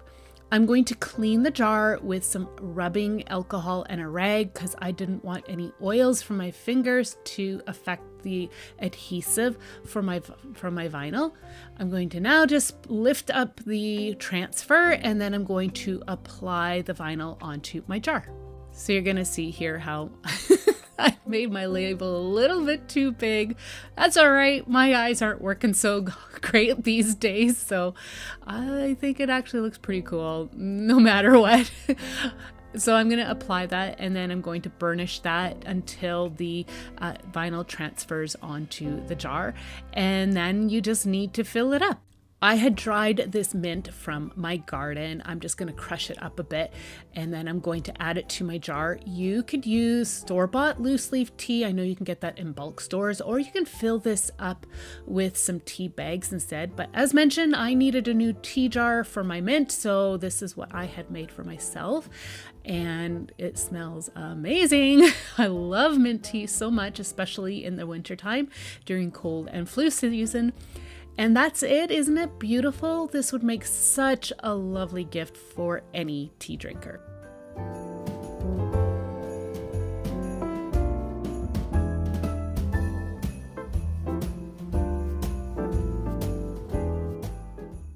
For this project, you're going to need to grab a set of these wall shelves from Dollar Tree.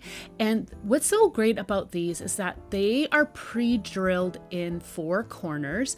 I'm going to just get rid of the string and the hoop. You can set that aside for a future project, but we won't need that for this project.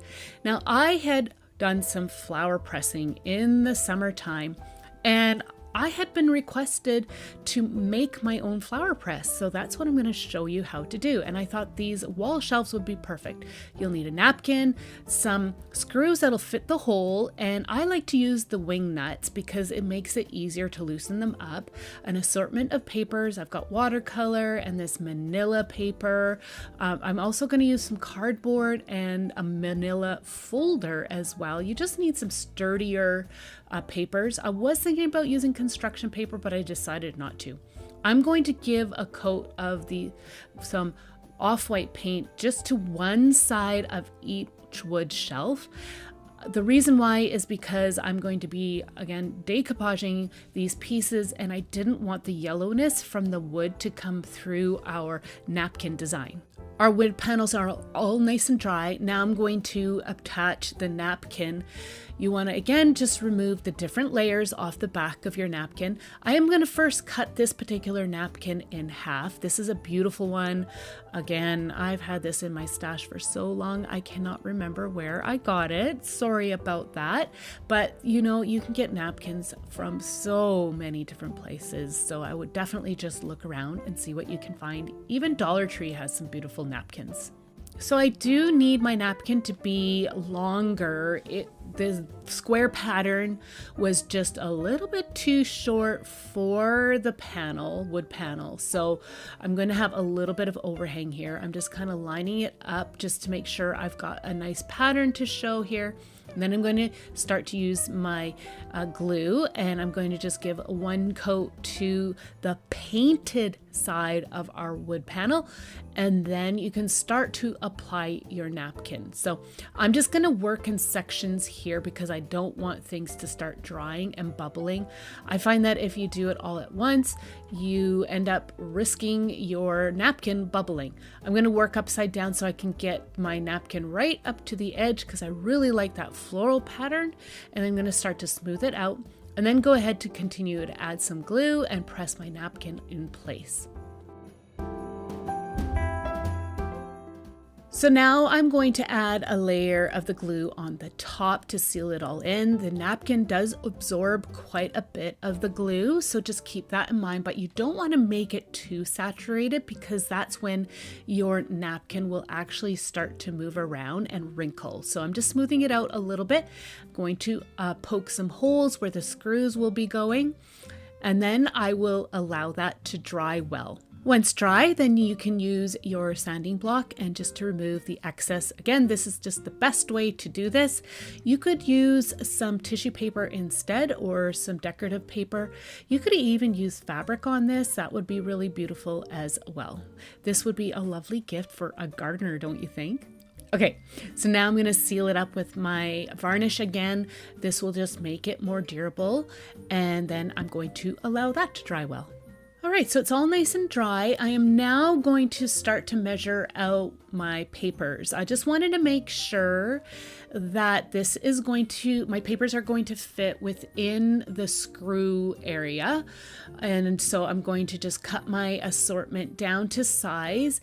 And I did do some measurements. Now I'm using a steel ruler and a craft knife, and you'll also want to do this on a flat surface. Now, I'm not going to give measurements this time around, and the reason being is because you might get some wood panels from the hardware store or some other pieces that maybe you already have in your stash and you're going to drill your own holes in there. If that's the case, then you just have to make sure that you cut your papers down accordingly to the size that you need.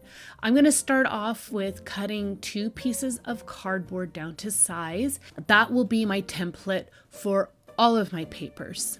So you can see it fits within the measurements I need. I do need to cut off the corners. Now I have a little mini flower press already, and that's how the papers were cut down for that particular press. They created some cardboard pieces and the corners were cut off. Again, that fits within where the screws are going to be to press all our bits together. I'm just roughly measuring them out, and then I'm going to cut off those tips. You can use the tip that you've cut off, so you've got them all exact. As you see me doing here, I'm just measuring, and then I'm going to do my cuts for each corner, and I'm going to do that again for 2 pieces of cardboard. I hope this is making sense. You'll see how it all comes together. So you can see it's fitting within our space. I'll do that again for the second piece of cardboard. And now I'm going to use that cardboard as a template on some watercolor paper. I am going to make just a total of 4 panels of the watercolor paper. I'm just going to trace around it, and then I'll be cutting that out. I'm also going to be doing 4 manila folder templates and the manila drawing paper as well. And I'm going to use my steel ruler along with my craft knife to cut each of these out. So you can see how well all of that is matching up. So now I'm going to start to put this together. I'm going to start off with cardboard, and I'm going to layer the rest of our pieces together here. And I'm using a little bit more of the manila paper. You could probably actually use maybe 2 sheets of the manila paper in between. It's up to you how full you want to make this. I'm ending with my second piece of cardboard, and then I'm going to sandwich this all together. And then you can start to use your wing nuts and your screws. I also decided to use some washers. If you don't have those, you can use some twine or a leather strap or some kind of binding to wrap around yours. And then you could add some weight to the top. But this is a gift, so I wanted to make sure that this would be easy to use. So I'm going to attach our screws and wing nuts. I discovered that I didn't clean the holes of the tissue out well enough, so I will end up having to go in here. I guess I didn't do that well enough, so now I'm going to add my screws, and I'm also adding the washers. That will just help to protect the surface of the napkin without destroying it. So with the wing nuts, you can see how easy it is to put that together. I just think this is a gorgeous gift for, again, the gardener or nature lover in your life, and it's such a personalized item as well.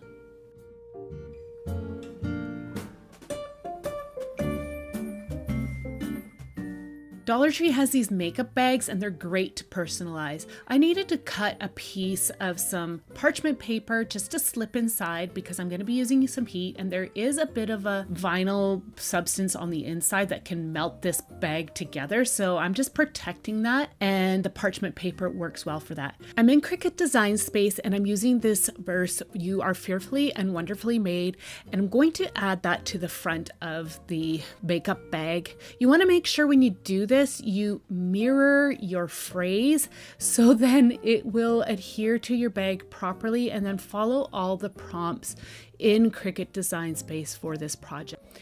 I'm going to weed my phrase out here, but I needed to cut the 2 pieces apart because I am going to be adhering the phrase on the top and then the Bible verse on the bottom.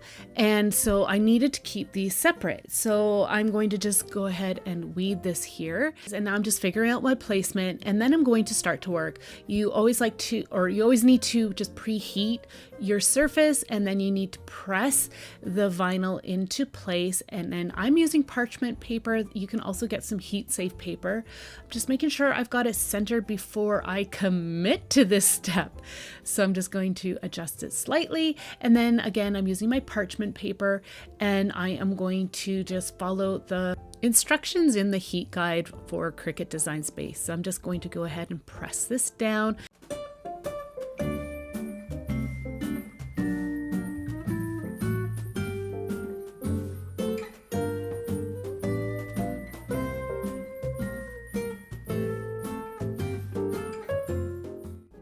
Once you have those pieces in place and it's cooled down, you can then remove that backing off, and you can customize a little bag like this any way you'd like. I am actually going to fill this up with some goodies for my daughter. She is really into art, but I don't have all those goodies yet. So just as a sample, I'm adding some of these shimmer watercolor paints and some watercolor paper. And then just to show you that you can use these little portable paint palettes, I've got this Koi paint palette that it is used, but it has everything you need in there, a paintbrush and some different colors, even a paint palette. And they slip in a little bag like this so nicely. And then you've got a lovely gift.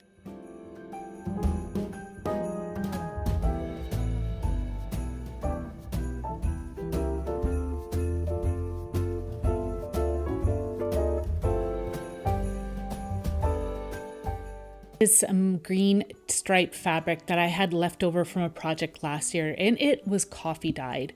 I also have this piece of cardstock, and I'm just drawing out a basic gingerbread man shape.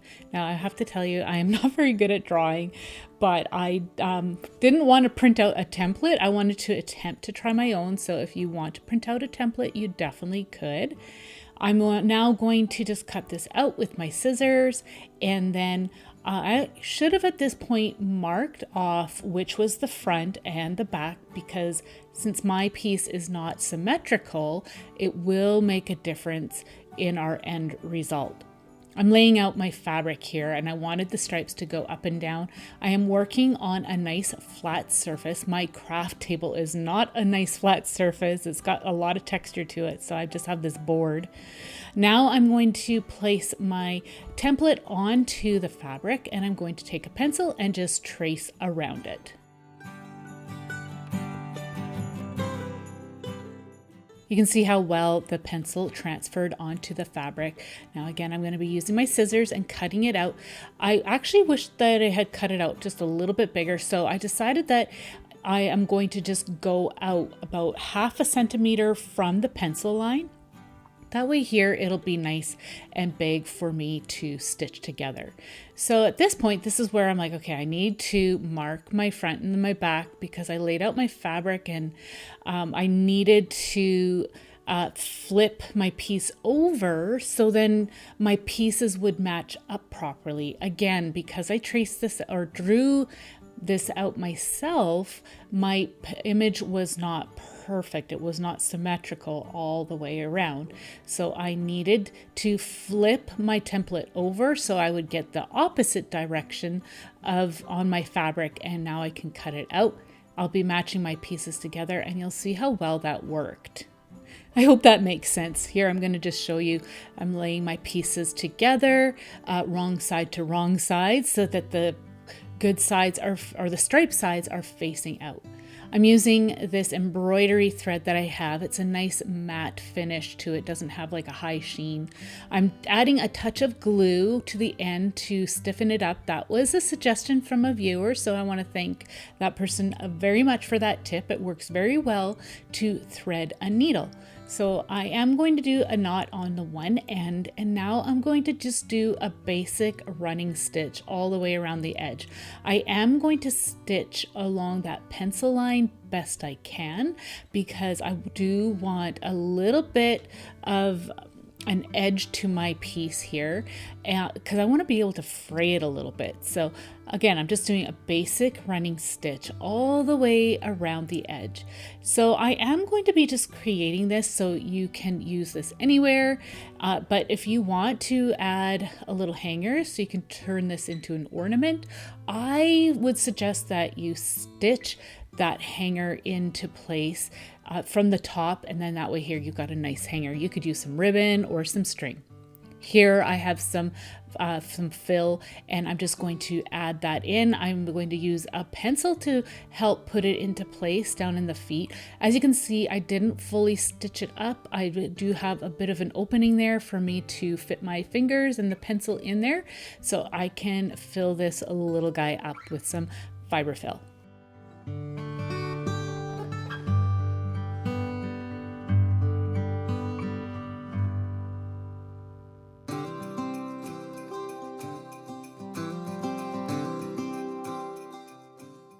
So I'm going to stitch this up a little bit more. I didn't want the fiber fill to fall out of the head portion of our little guy here. So I thought if I closed it up just a little bit more, it would stay in place as needed. If you want, you could add some scent into this so it smells like cinnamon. I thought that would be a really nice touch. I just decided not to do that part. I just wanted to fill this guy up and then use it for decoration within my home. Once you have this guy all filled with the fiber fill, you can then stitch it close. So I'm just going to close that off with a basic running stitch. And then when I get to the end, I am going to be tying my two ends together with a basic knot. You can see it ended up working really well. I have got just enough stitches that are all pretty much equally spaced around, and it ended up tying off in the back really nicely.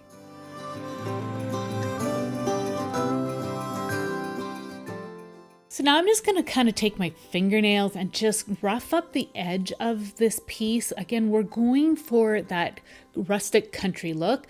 I really like that primitive style. I think it's just such a beautiful, cozy, warm style for the upcoming season. I'm going to decorate this little guy now. I've got this coffee dyed black and white checkered gingham, and I'm just going to make a simple little bow. I thought he would be cute wearing a little bow around the neck. You can make like a little scarf as well if you like. I'm just going to trim the ends here, and then I'm going to glue it into place. I'm just fiddling around with it until I got the right size so it doesn't look too bulky and out of place. I also have these cute little buttons. I just laying those out into place, and now I'm going to put just some hot glue on the back and glue everything into place. You could stitch some eyes or glue some buttons down for eyes as well. I decided not to bother. I kind of like the simplicity of how this little guy looks. Such a fun little gingerbread man, and he is ready to be put on display, or you can even put it in a Christmas tree. I thought that would be a fun touch as well.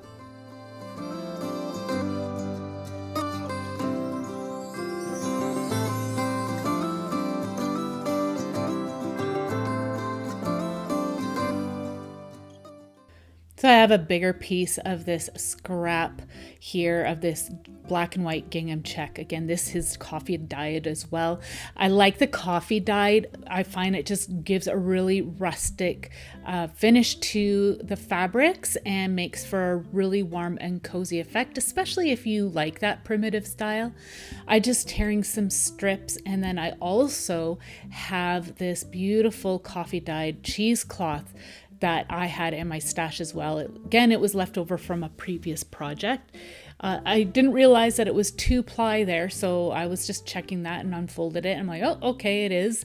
So now I'm going to cut it into strips. And I was doing this, I'm like, wait a second, why am I doing it this way? This is like the long version. So I decided to fold it up and then cut it down. Now, originally I cut all these pieces for another project, but then I decided to skip that project, and I grabbed some of these wires instead and some pipe cleaners, and I decided I wanted to create some fabric candy canes. So I just have this thick, heavy wired gauge and then these pipe cleaners. I'm using the pipe cleaners just to give some thickness to this wire without creating too much heaviness.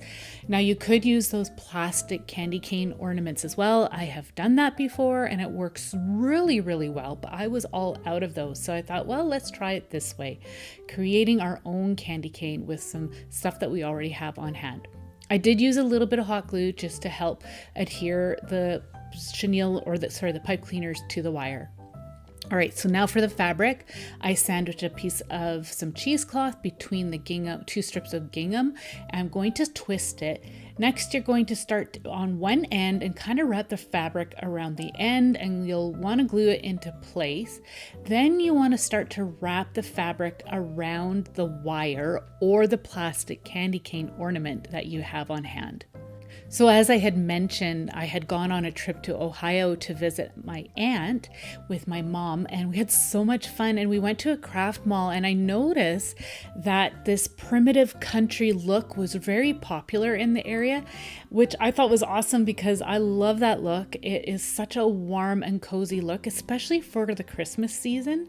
It was such a beautiful area to visit. So those of you who live there, I have to say it is definitely a gorgeous area. All right, so I had glued the fabric onto our wire piece. Now I am going to decorate the candy cane. You could just leave it as is, but I decided to add just a few little embellishments. I had made a simple jute twine bow, and now I've got some flocked greenery that I had picked up. This is a stem from Michael's. I believe I got it for a couple years ago. I'm just going to glue a few of those little pieces into place. Of course, you can use anything you'd like.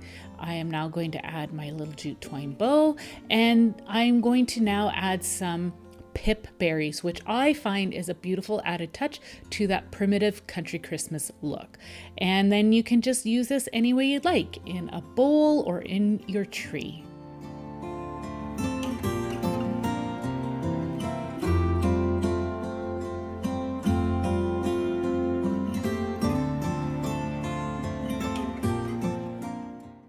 I have always loved these antique bells, but I have never been able to find them here where I live. So when I was in Ohio, I saw them at a store called Lehman's, which is located in Amish country. I just had to grab some, and I thought, well, these are nice and small. They'll fit my suitcase. So they came home with me because I knew I wanted to create something fun for the upcoming Christmas season. I decided to remove the rope. You can see I've got 3 of them. Now I've got this leftover strips from a previous project. I have this blue and white ticking fabric that was left over from a project as well. I needed a few more strips, so I decided to rip some more. They're approximately 2 centimeters wide.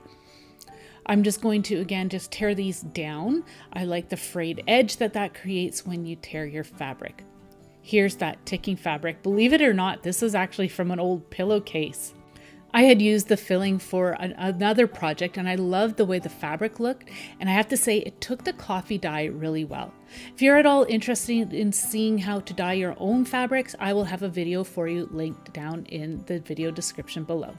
So now I've got some strips all ready to go. I also had some other coffee dyed fabrics here. It was just a natural cotton. I'm going to do 1 of each, so I have a total of 3 strands, tying it off with a knot at the top. I'm placing that knot in a clipboard, and now I'm going to start to braid this. Now, if you have another idea on how to braid, then please leave that down in the comments section. You can see here, like, the clipboard works really well, but it was moving around on my craft table quite a bit, so I was kind of struggling with that a little bit. I could have hammered the board into place on my table, but I didn't want to damage my table. I've got my braid long enough. Now I trimmed off the excess fabric, and the one end I'm stringing through the loop of my bell. And then I'm going to flip it over, and I'm going to add just a little bit of hot glue at the back side of my braid, lift the fabric tabs up and press it all into place. Add a little bit more glue if you need to help secure those fabric pieces into place so it doesn't come apart. We will be adding a little bit more here. I'm adding some jute twine and I'm going to wrap that around, and that will help to secure all of that together as well. Plus add another added extra little country charm. I just added a little hot glue and now I'm just going to wrap the twine around to hide that little bit of loose fabric that was showing. Of course, add more glue as needed. Continue to wrap until you're happy with how it looks. I just cut off the end. Again, add a little bit of hot glue and press that into place. And that is it. It worked really well on holding that all together. So I've done that for all 3 of my bells. You can see how that looks, and my braids are all at different lengths. Now at this point, I should have made a loop and glued that into the middle of all 3 of my braided strands, but I didn't. I wanted to create a hanger, and instead I went and just looped all my pieces together and then tried to create a hanger here, but I kind of struggled a bit. So I really should have from the start created a loop, glued it into the middle, got rid of those knots. I needed to do that as well. But hey, gotta learn from our mistakes. Sometimes this stuff is just trial and error on my part. And then as you go along, you discover, oh yeah, I should not have done it that way. So I'm gonna share my mistake with you so that you don't make that same mistake. Or perhaps maybe you've got a suggestion on how to do that. I decided to add a little decorative element on these as well. So I'm using that same greenery as before, and I'm just decorating the tops of the bells like you see me doing here. Of course, you can decorate this any way you like. Another thought I had was to attach the tops of our braided fabric to a brass hoop in one way. I thought that might be a fun touch, but I didn't have the appropriate brass hoop to go with this particular project. So I'm coming back to the top of my little hanger here, and this is where I decided to add some glue just to help to secure it all together.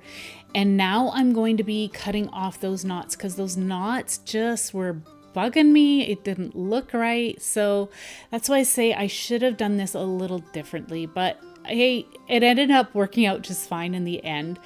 I will have to use a bit more jute twine to cover up the top of this. So just like I did at the top of the bell, I'm going to glue the one end of jute to the top, wrap it around, and that will help to secure all of that together and hide the rough edges of that fabric as well. I had already wrapped a bit of twine around the top as you had seen before. Again, same way as I'm doing right here, but because I removed the knots of the fabric, I ended up having to just cover it up a little bit more just to make it look more finished.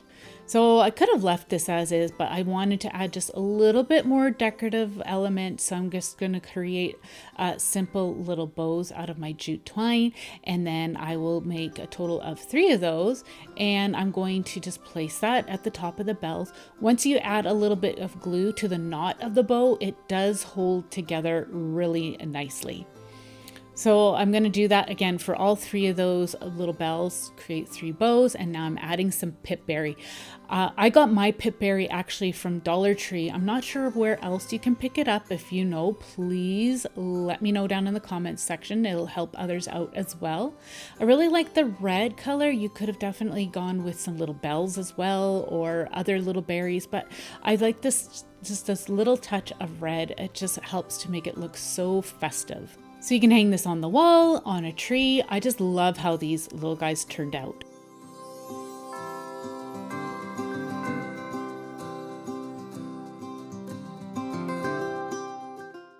I have this little jam jar left from canning, and I had distressed and rusted this canning lid. I've got a video on how to do that for you listed down in the description box below.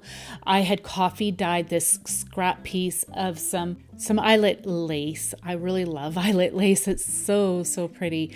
I'm using this tape roll and just tracing around it with a pencil. It's a little bit bigger than my canning lid. I'm going to use my scissors and just cut that out. I wish I actually would have used some pinking shears for this. I think that would have been a really nice added touch to the edge, but I didn't think of this until after the fact. Going to set that other scrap aside. So you can see that this fabric fits over my jar really nicely, and I'm just going to make sure it fits underneath my lid well, and I like how that looks. You can just pull it tight as needed, and just making sure it's all fitting together, and it does. So this is something I've never seen here in Canada in the area where I live. I picked it up from the craft mall that we had visited. I had to seal it up really well because it's heavily scented and there is also an oil. So what it is this beautiful potpourri. And like I said, I hadn't seen anything specifically like this. So it does come with an oil refresher, but it has some really pretty wax scent pieces in it. And it looks like some like fruit, like little berries and little apple slices. And I had never seen anything like this before. So I really liked that. I thought it would be fun for the Christmas season. So I thought, this has got to come home with me. So I was excited to bring that. So, and it fit in my suitcase really well. I'm filling up my jar with the little pieces, and there was a nice little window in the front of the jar, so I wanted to make sure that little piece of apple was showing there and some of the berries, and there was other things like some rose hips in there. So I just filled up this little jar with that, and now I am going to take my little piece of fabric, place it on the top of the jar, and close it up with the canning lid ring. And you can see how it all has a really fun, beautiful, primitive country look to it. And the potpourri totally reminds me of one of those old-fashioned country farmhouse homes. The smell and aroma of pumpkin pie baking, I just thought it was just such a fun little easy to do project. I'm going to decorate it using some baker's twine. I'm just going to wrap it around the lid, and then I am going to just tie a simple basic bow using the baker's twine. And one thing I like to do with my baker's twine is to tie off a knot on each end. It'll help to prevent this from fraying any further.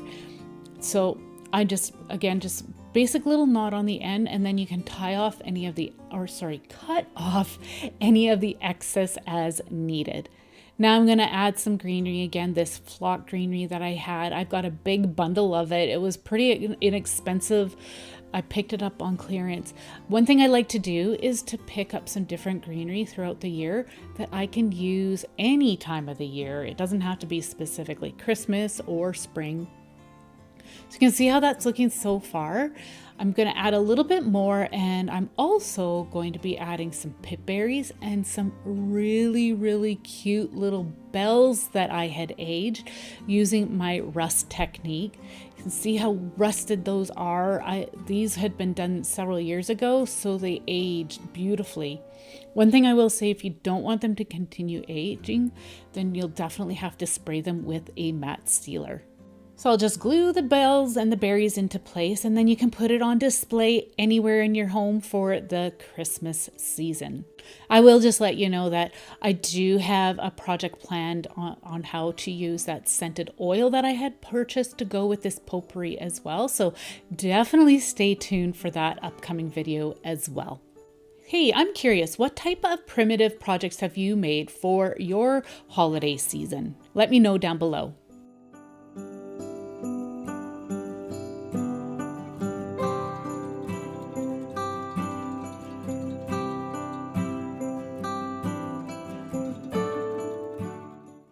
I had this battery operated candle in my stash. I sprayed it with this frosted glass spray, and you can see how it frosted up the bulb nicely. I'm going to be using this potting soil archival ink, which is a permanent ink. I'm using it on the bulb. I wanted to create a very rustic aged look to the light bulb. So I thought between adding the frosted spray and using this permanent ink would really help to create that effect. It creates that really, that kind of grungy old look that old light bulbs can have in an old cabin or old farmhouse. I really thought that this would be a unique way to create that look. So I added 2 coats of the ink to the light bulb and I allowed it to dry well in between each coat. Next, I decided to add the archival ink to the actual candlestick and the little screw top you see me doing here. I thought I should do that just in case any of it showed through our next step. I wasn't sure if it would or not, so I thought if I could just tone down the white, it would help to camouflage that a little better. So I'm allowing that ink to dry and then it'll be permanent. Here I've got my favorite primitive farmhouse style fabric that I had coffee dyed. I like the cute little flowers that it has and the colors. I'm just cutting down some strips here, and now I'm going to start to apply some glue to my candlestick and wrap the candlestick with our fabric. Now, one thing, you'll want to make sure that you do not get any glue on the screw top.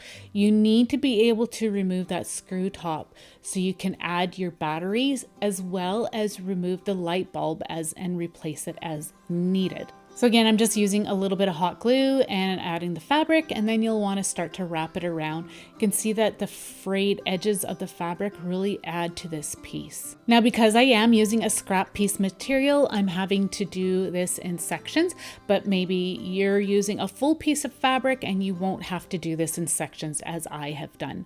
I needed to remove the base of my little candlestick, so I'm just snipping that off. You may not need to do that for your candlestick. I'm removing the extra fabric here, and then I'm going to glue that on. Here, you can see me doing that. And now I'm going to add a base to my candle. So I wasn't sure how I was going to do this. I am using some hot glue, and I'm going to attach it to the smaller wood slice here. And then I'll show you what it looks like with the larger wood slice, just to give you an idea if that's something that you want to do. I decided just to stick with the smaller wood slice. To add another decorative little touch, I'm adding just a simple bow with some extra fabric at the base of this. And then at this point, again, you can just decorate it any way you like. I am going to just kind of keep everything somewhat unified. So I'm using the same greenery as well as some pip berries and the little bells that I had rusted as well. Another nice little touch would be some cute little pine cones. I thought that would be really neat too.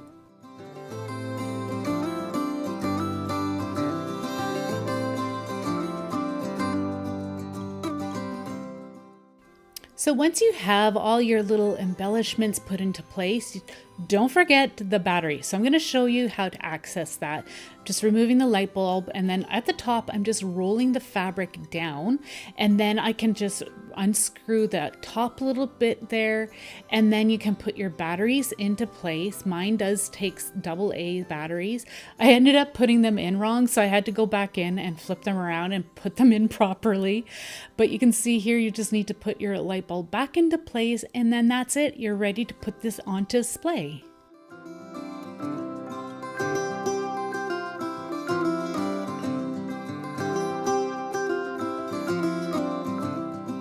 For this ornament, I'm using some burnt umber craft paint as well as some cream craft paint. It's like an off-white color. And I'm going to be painting this birdhouse. Dollar Tree has lots of different styles of some wood birdhouses, and they are available all year round. And I've seen them in store for several years. If you can't find them at Dollar Tree, then go ahead and find them at another dollar store. Reviewing the label, and then I'm going to be painting the rooftop as well as the base of the birdhouse with the burnt umber. Just going to give it a coat, and then I'm going to be taking a rag and wiping the excess off. You can of course use a stain instead, but I thought I would just use craft paint because I know it is readily available to all of us, and this is something that you can get at Dollar Tree. Being very, very careful when I'm going underneath the roof line here. I didn't want to get the brown paint on the main part of the birdhouse. So I'm just being very careful. And then I'm also making sure I get the edge of the roof line as well. And again, you just use your rag and wipe off the excess. Next, I'll be painting the base of the birdhouse, and same thing as the roof, letting that dry. It does not take long to dry at all. I'm going to continue to paint the main part of the birdhouse with my cream paint.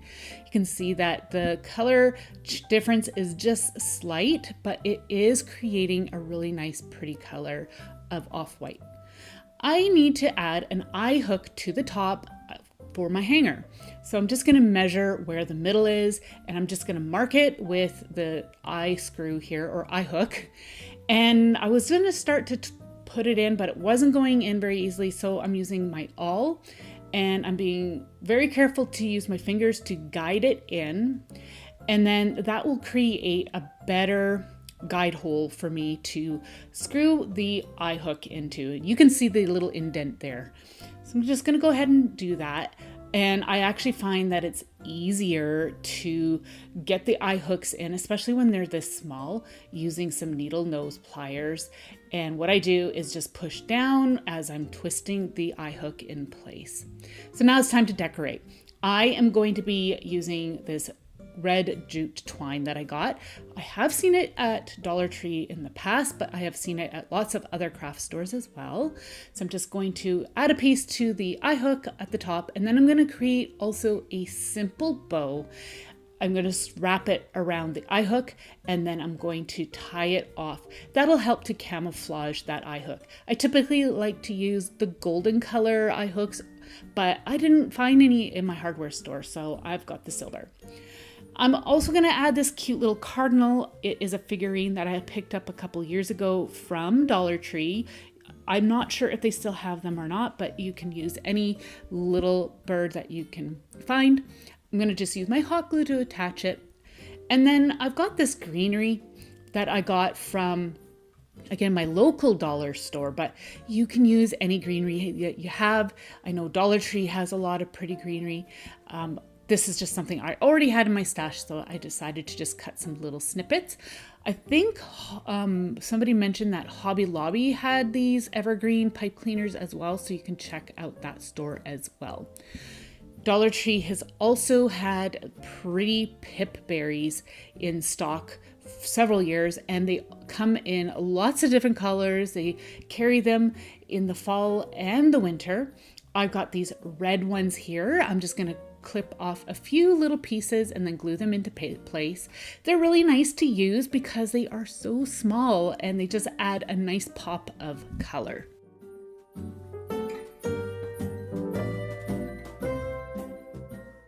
This is so cute, and it's got a bit of a farmhouse country look to it.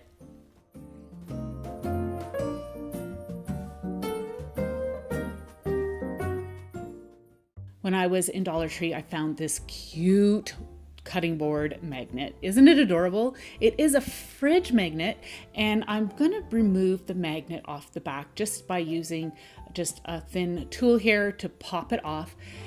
And it removed quite easily. Now, you don't have to do that step. You could just cover up the magnet. So I accidentally didn't record the fact that I gave it a coat, 2 coats of this outdoor acrylic paint, but you can also coat it with some gesso and craft paint.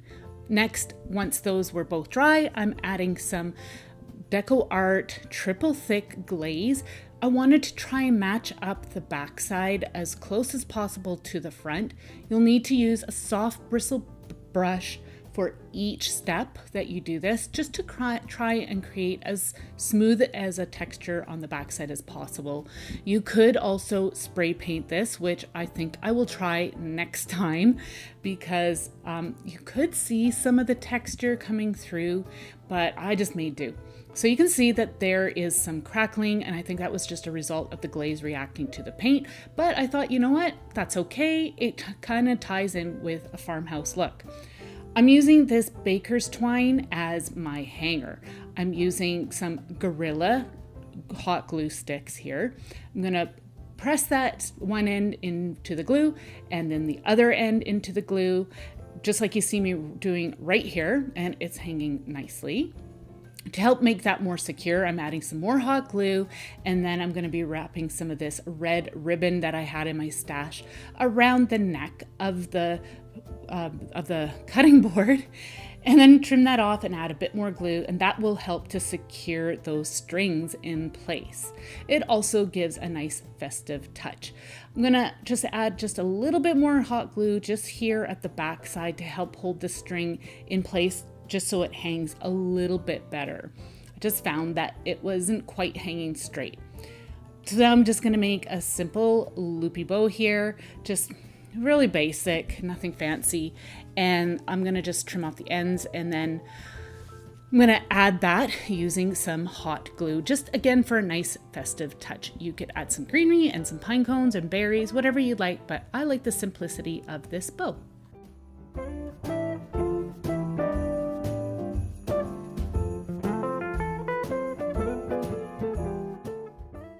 Despite the paint finish on the backside, I have to say this was one of the easiest ornaments I've made, and it turned out so cute.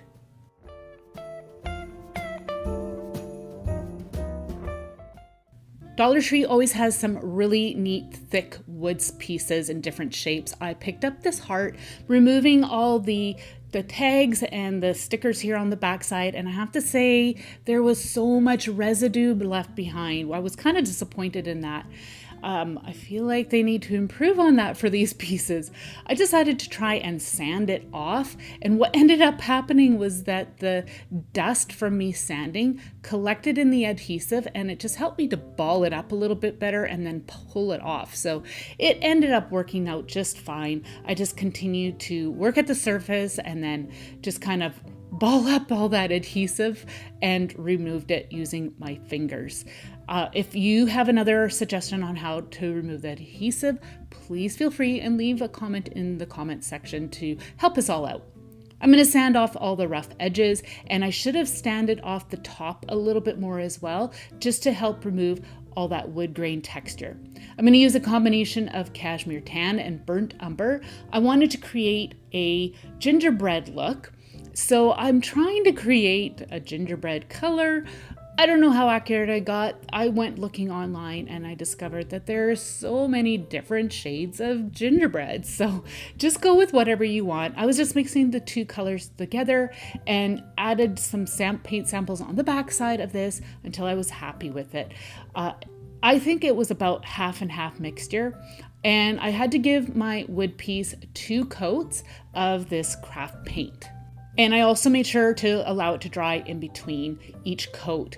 I'm going to give this entire piece a coat of this matte varnish, again from Decor. I really like to seal things up with this varnish. I like the sheen that it leaves behind. It's very, very light. So I allowed that to dry, and you can see how well that looks. Next, I'm using a pencil, and I went searching online at Scandinavian gingerbread kind of style, and I just picked out a simple design. All I did was create the outline of the heart, again using my pencil. That just creates the pattern that I need to create this design. And then in the middle, I also just drew another little heart. And then all the way around on the inside, I decided to just add some little dots all over. This was a design that I had seen several times when I did a search on Google, so I highly suggest you do that. Next, I'm going to be using some dimensional tulip paint here. It is fabric paint, but it works great for projects like this. You want to make sure that your nozzle is unclogged, so I always like to test it out first, just on a scrap piece of paper. And then if need be, you can take a needle and just clear out that nozzle, and then again test it out, and you can see it came out nicely this time. So I'm just going to start in the middle and fill in that little heart, but I started by just doing the outline, and then I went ahead and filled it in with the slick paint.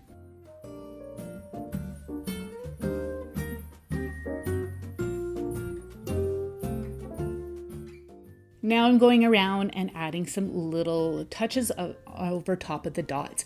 I thought another suggestion too would be just doing some drizzle, or you could use some like snow text or texture paste and create some frosting and add some faux sprinkles.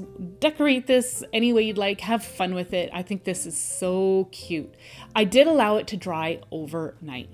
Again, I'm using my awl and adding an eye hook to the top, doing the same technique that I did previously.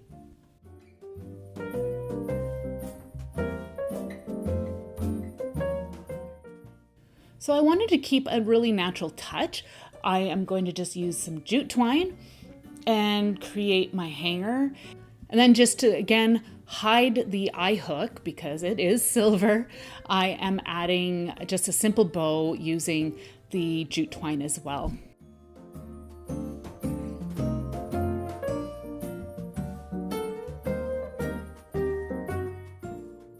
This was so fun to make, and I can definitely see an entire tree covered in assorted shapes in this style.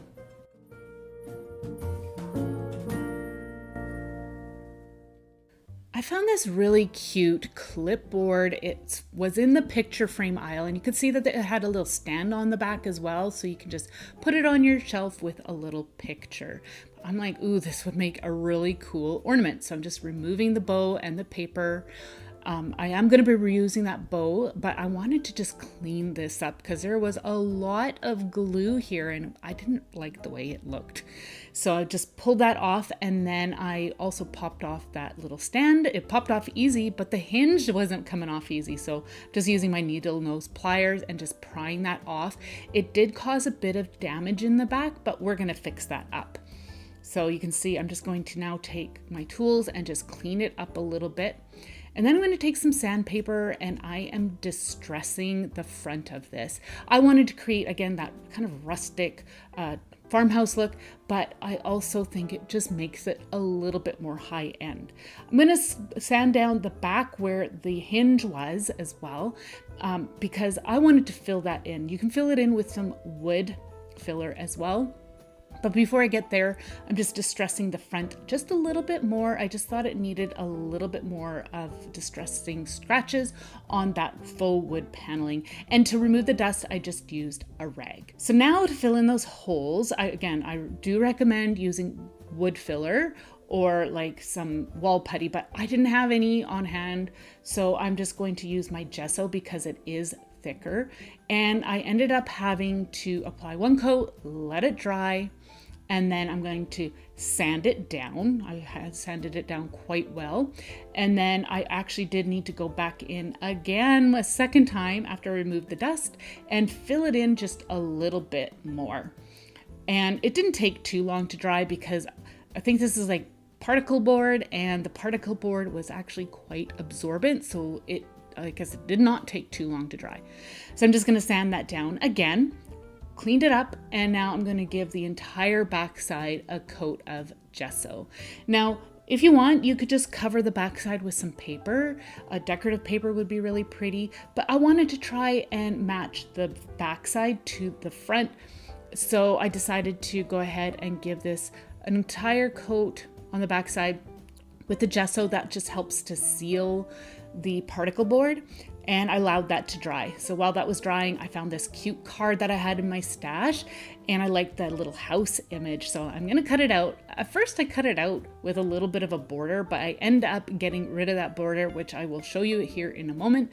But cutting it out this way actually made it easier for me to trim around the house anyways. So you can see how that looks, and I'm not that crazy about it. So that's when I decided to trim it off. I just didn't think it looked very good against these scrapbook papers that I had in my stash. So doesn't that look much better? I thought it did. So now I'm just gonna measure this little clipboard because I needed to know how much paper I needed to cover this up. So for this one piece, I'm going 2 1/4 inch wide and 3 1/2 high. And then I am cutting the red smaller than that. That was like the max size that I wanted. Of course, make adjustments as needed. I accidentally cut this first piece too small, so I'm just cutting another one, and that was the right size that I needed. Now I'm gonna go ahead and cut what I need for the polka dot, and the smaller red piece was 2 inches wide, and it was 3 1/4 inches tall. I've got all my pieces cut out, and now I'm just gonna layer them up to make sure it all looks good together. I decided to distress the edges of my polka dot with some vintage photo distress oxide ink. I thought it matched up with the house nicely and just tied it all together. I like to use a makeup sponge to apply the ink around the edge.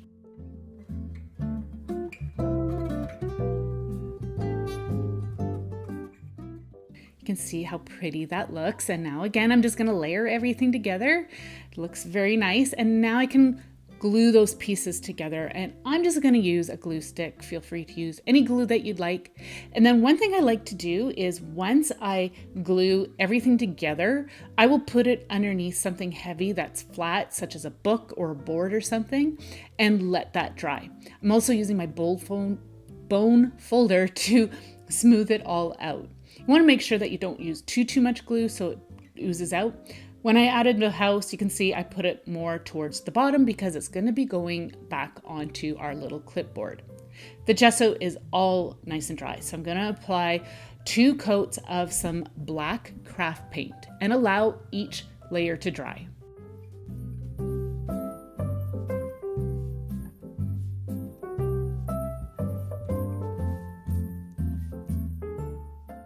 Once it's all dry, you can now distress it, just like we did for the front side, going around the edges, just like you see me doing here. And then I am also going to be just scratching the surface, again, just like I did on the front, and it creates a really cool look. Same technique to add my eye hook, using my little awl and my needle nose pliers to put the eye hook into place for my hanger. And I am going to now attach that little burlap bow back in place. Like I said, I had cleaned up all that previous hot glue, and I'm being very mindful how much I'm adding this time. I fluffed it up a little bit, and then I'm going to put it back where it was originally.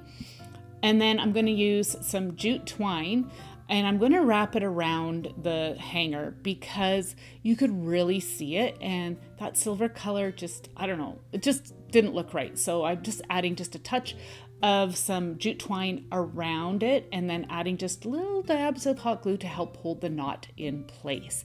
Now I'm going to just again use my jute twine to create a hanger, and then we can put our little image into place.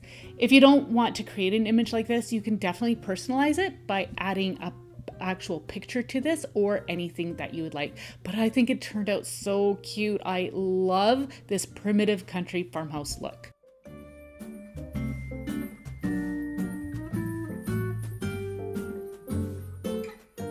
So if any of you know what this would have originally been used for, let me know down in the comments section because I am so curious.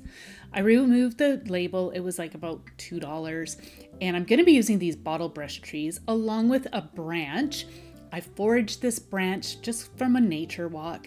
I'm going to be using this as tree trunks. So I just needed to cut them down. I also measured it for size to make sure that they were going to be tall enough so you could actually see the tree trunk sticking up. I left some of the little nubs that were on there as well, just for a more authentic look. I'm going to remove the bases of these bottle brush trees. If you smush it like I just did, you can just fluff that up a little bit. There's also some special techniques online that you can find to help fluff them up really well too. Trimming off the wire on the bottom, and I'm just going to see if my branch fits and continue to snip off the wire on the bottom until I have a nice touch point between the stick and the bottle brush tree. I'm using some hot glue to put that into place. Add it, and then you want to hold till that sets. Gonna take my glue gun and just add a little bit more into the bristles of the tree at the base. That way here it will just provide a nice sturdy branch attachment and it won't flop over on you. Now I'm going to add a bit of some hot glue to the base of our little silver piece, and you want to add some extra glue around it just to help to hold it securely to the base, and it will prevent it from flopping over as well. It does not take very long for the hot glue to set because of the cold metal surface. I'm going to add the other 2 trees as well, but I wanted to trim them down a little bit so they weren't all even straight across. I wanted them all to be different heights just to create a more natural look. So once I trim those down, I'm just going to go ahead and put those other trees into place as well.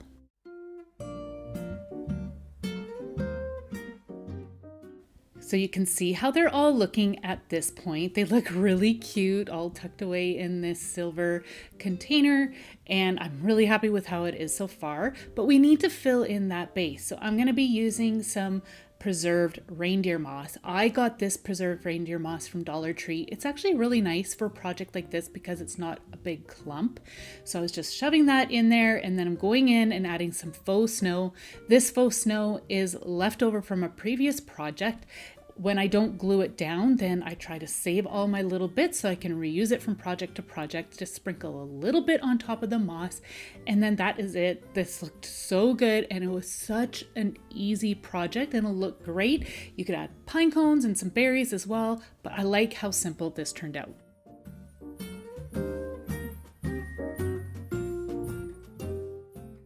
I have these scrap pieces of lumber. You can see here are the measurements, but I just wanted to let you know I got these from a scrap pile at a construction site. So if you're looking for some scrap wood and you know somebody who's building a house, ask them if you could dive into their scrap pile, because then you can get these pieces for free. You can see that I need to cover up the end of the lumber, that blue paint, as well as pencil mark and any abnormalities of the wood. I am using some white gesso. White gesso is a primer that artists use on their canvases. I use it all the time for my different projects. It works really good. But if you don't have something like this, you could definitely use some household primer paint. Just make sure that whatever you use, it is water-based, and you'll see why here in a moment. So I'm just going to cover the entire wood block with my gesso, and then I'm going to be setting it aside and allowing them to dry. Golden books. They are a highly sought after item. I actually found 2 of these ones, and I knew that I could use one of them for crafting, as there was some scribble marks in this one. I'm going to now take my book and I'm going to cut out the pages that I want to use. I've previously cut these 2 out, but I'm just going to show you how easy it is to cut into the page or into the book to remove a page. I'm just using my craft knife here. I needed just one more image since I have a set of 3 of the wood blocks. So now that I've got all those cut out, I'm going to now measure them on my dry wood blocks. So I'm just going to lay the paper in place, and I'm going to press along the edge so then I get a crease mark. Then I'll know exactly where I need to trim off that paper. So I'm just going to use a paper trimmer for this.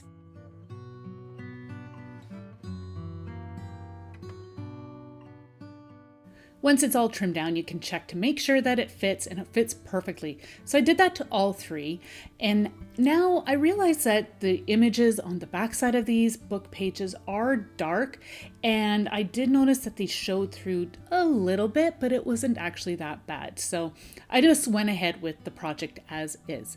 I'm using some tacky, Aleene's tacky glue, and I'm going to just put the paper next to the board so I know exactly where I need to place my glue. And then I'm going to use a plastic card to smooth it out. You want to make sure you get a good even layer, and you want to make sure you got glue all over the surface. Wherever there isn't any glue, there will be some air bubbles. You don't want your layer of glue to be too thick though, because then it will really saturate your paper.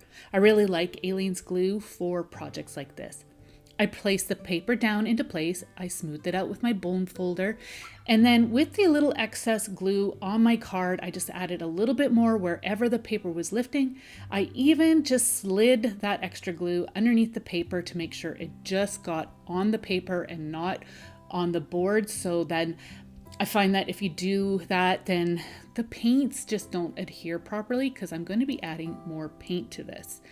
Flipped it upside down, allowed that glue to set, and now I discovered that I wasn't gluing in, the edges of the boards are rounded slightly, so the edge of the paper didn't adhere to that edge. I decided to sand that down just with a sanding block and some sanding paper, and that did the trick just fine.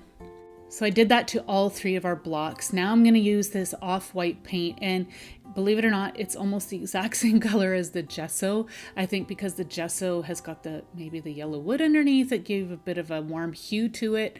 But all I'm going to do is just add just a little bit of the paint. I wanted to kind of blend in the book page with the wood block all the way around the edges. I just like that look. I don't know, there's something about it. I did give the entire block a coat of this paint, and then I allowed it to dry well.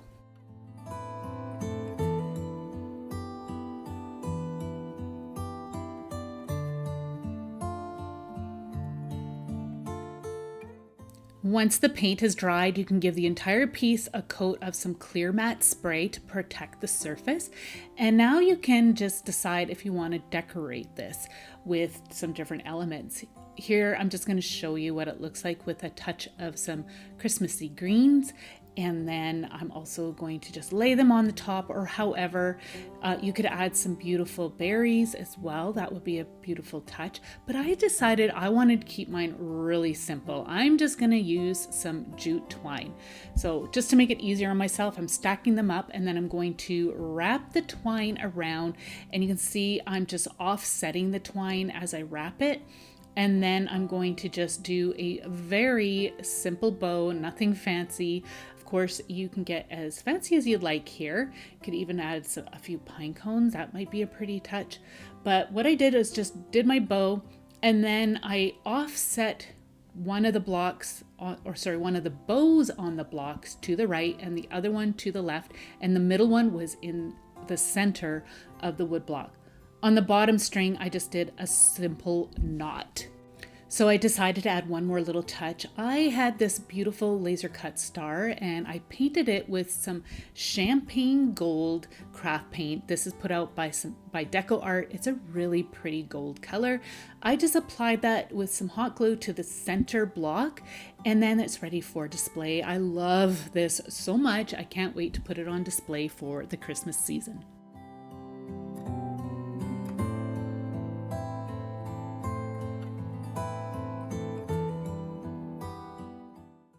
This is a fun piece and I thought it would be great just to create a little wintry scene. So I needed to remove the price tag and there was quite a bit of residue left over. So recently a viewer shared that I could use some rubbing alcohol to remove the adhesive. And I wanted to give that a try because I've tried Goo Gone and I've tried acetone and I haven't tried rubbing alcohol and it worked really well. So thank you to whoever that was. I'm sorry, I can't remember who it was offhand, but thank you so much. I'm using some cream paint here and I'm out of chalk paint, so I thought I'm going to add a little bit of my gesso to the cream paint, and I thought that would help with the adhesion to this slick wood surface. Now I could have sanded it down, but I was being lazy, plus I didn't want the adhesion to be too good because I want to be able to distress this. So I gave 2 coats to the entire piece, and then I set it aside and allowed it to dry well. I have a selection of some different figurines here. And of course I didn't like that yellow and orange mushroom. So I'm going to use this red chalk paint from Decor and I'm going to coat this mushroom here to make it a little more Christmassy. So I did end up having to give this about 2 to 3 coats of paint. I found that the paint was actually surprisingly quite translucent. And I'm not sure why that is because chalk paint usually isn't like that. Here I'm putting the dots back in by just using that off-white paint that I had already used for those wood blocks. I'm just using the end of my paintbrush to put those back in place. I allow those to dry well and now I'm going to seal it all up with some matte varnish. I love this matte varnish from Decor. I use it on a lot of my projects. It just helps seal everything up so it doesn't chip away like, you know how craft paint can be. So if you've got some wax, feel free to use that if you're using some chalk paint. So here's my wood box. It's all nice and dry. Now I'm going to use my sanding block and some sanding paper to distress all the edges. So this is the reason why I didn't want like the adhesion to be too good at this point. But it was enough that I wasn't scraping off the paint off the flat surface when I was going in there with my sanding block and my sanding paper. So I'm just going to continue to sand away until I get a look that I am happy with. I'm just using a rag to dust my wood box as well as my surface because I've missed that before and then I get debris back onto my project and it looks icky. Now I'm going to seal this all up with the matte varnish, and by doing this, the distressing really pops. I love to use the matte varnish for projects like this. I allowed it to dry, and now I'm going to place all my figurines and my bottled brush trees into place. I like to figure out where I want all my placements to be before I glue things into place. I've picked up my figurines and bottle brush trees at different dollar stores as well as different craft stores, so you'll have to see where you can find some around where you live. I'm using some hot glue to just put everything in place, and I realized after the fact that I should have added my glue and moss in between before I glued my little coyote in place. Coyote, fox, wolf, I'm not sure what it is. It looks like a coyote to me, but I should have done that before I put this guy into place because it ended up becoming a little bit more difficult to add those touches, and I'll show you what I ended up doing here in a moment. I decided to add some branches. This is something I love to do. I find that with little wintry scenes like this, it just adds a nice natural element. And once that has set, you can now add your moss. I'm using hot glue and I'm going to press the moss into place. I am using preserved reindeer moss, and then I'm just going to continue to add it. So this is where I realized that I was like, uh-oh, how am I going to get in behind all these little guys?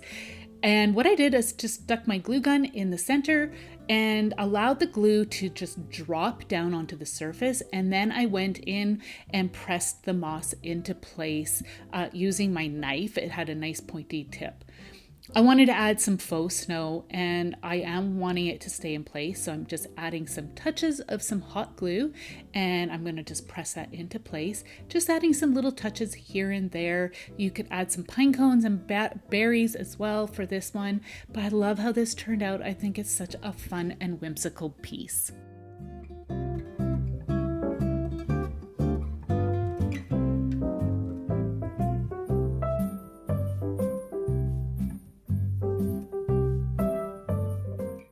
I found these wall decor pieces on wayfair.ca. I thought they were super fun, reminded me of country Christmas, and I thought we could totally make them ourselves. So there's going to be a few different ways that you can put together your recipe card. But I decided to use Canva. And I have got some templates for all of you to use. They're all ready to go, so you do not need to play around and try and create your own if you do not want to. But of course, if you want to, then feel free. I've got two styles. I've got one that's plain, as well as one that's looking kind of old and stained, as if it's well used and well loved, showcasing our family favorites. So I'm just in Canva right now, and I am selecting the font here, Give You Glory. I thought it looked really cool and looked more authentic, but of course choose the font that you like. I'm going to write out chocolate chip cookies, and then I'm going to copy and paste that, and then just downsize the font. And you want to make sure that it lines up on the lines provided, so it actually looks like somebody has written onto the recipe card. And then you just want to fill in the blank with your recipe and instructions. This is all grouped, so if you want to make any changes, then just ungroup the lines and do those changes accordingly to fit your design. Here is what it looks like without the stains, and then here is what it looks like with the stains, and I think it looks so cool. So now I'm going to head over to my printer. I'm printing out several styles for you to check out, but you can see how well this prints out. I am using an Epson EcoTank printer. You can see I've got two different sizes here. This is the 4x6 and then the 5x7, and here's some parchment type paper, just an antique looking paper, and this is what it looks like without the border. I found that the border made it easier to cut it out. I have a selection of some different scrapbook papers that I picked up from Michael's over the years, and I've got this wood canvas panel. It is 8x10. I picked mine up from Dollarama. I am going to be using this as my base. You can get these at Michael's, or I have even seen them at Dollar Tree lately too. So just find what will work for you. You can even pick them up on Amazon. So I'm just going to trim this off around the recipe. I did print it out as an image, not a document. So just keep that in mind when you are doing this. And I did print it out onto cardstock. So now I'm just going to take my recipe card and I'm going to figure out which pattern I like the best. I love this one here. It looks so pretty. It looks very country-like. So does the plaid. I've got a few different styles here. This one would look really good as well. My canvas here looked kind of rough on the edges, so I'm just sanding it off. And then there was also a little bit of wood debris on the inside here, because this is actually the back side of the panel. So I'm just going to clean that up, and it just makes it so it's easier for me to glue down my paper. So now I need to just trim down my paper accordingly. I did measure out what I need, and I found that centimeters and millimeters worked really well. I was able to get a really good precise measurement of my canvas panel. So then I just lined it up accordingly on my paper trimmer. It just made it a lot easier to try and measure out. Of course, you can use a ruler and a cutting knife if that is the way you need to do it, or some scissors, whatever you like. So you can see I've got a perfect fit. It rarely happens, so I'm glad I did it that way. I'm going to give this canvas panel, or the wood panel, a coat of some walnut stain. This is gel stain put out by Decor. I like to use a rag to just take it off, and then I take also a paintbrush and get right into all the little nooks and crannies. And then I'm going to continue to apply this all over except for that inside panel portion. That's going to be covered up with the scrapbook paper, so I did not need to apply any there. I'm using some tacky glue on that back panel there. I'm going to use a plastic card to squeegee it all out over the back surface. That just helps to smooth it all out nicely and then prevents me from having any spots without any glue. So now I'm just going to put that into place and gently just press that down. I did use a bone folder, and then I am going to go in with my plastic card to help smooth it all out. And I was being careful not to add too much glue, so then there wasn't any excess coming out either. So in the original piece, the recipe card was lifted up from the back panel. So I'm using some foam tape just to create that dimension.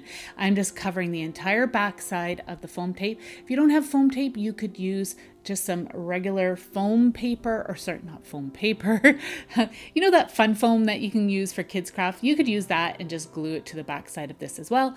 So once I've got my tape all in place, I then just have to pull back the backing of the tape, and then I will put this into place. I just eyeballed it, but you can measure it precisely if you like, but I'm one who likes to just eyeball these things.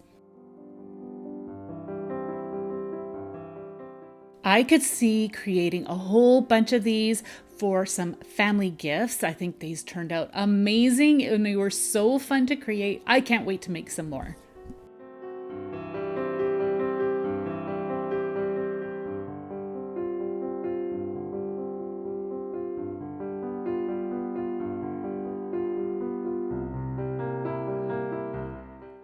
So I did a little bit of research because I was curious, like, where did cotton spun ornaments come from? Well, it turns out they originated in Germany, and then there was a few other European countries that adopted this technique. They started to create different figurines as well as ornaments, and I thought it was such a cool technique. I've been wanting to try it for a while, so I'm going to show you just a really basic and simple ornament that you can make using this technique. So I am going to be using some cotton balls. I'm using some jumbo ones, some white wire that I got from my local craft store, but you can use any wire, some white glue, some water, a container for the glue and water, a paintbrush to mix, some wire snips, and some pliers. They're jewelry making, they're round nose pliers, and I'm going to start to build our ornament. I needed to snip my wire in half. I didn't want to create a super long one, and I'm going to use those rounded pliers to create a loop at the top of this wire, and that will create our ornament hanger. So you just want to just play around with that until you get a look that you're happy with. I straightened or bent the neck so it look more natural for hanging. I'm going to take apart my cotton balls. You want to take those strips. Some of mine fell apart, but that is okay. I'm making do. I think originally they had some like cotton batting that they used for the original pieces, but we are just going to simplify this. I don't have that. I just have these cotton balls, and this will work just fine. So now I'm going to mix my glue. It is about one part glue to 1 part water. You do want it to be quite liquidy, and then I'm going to mix that together.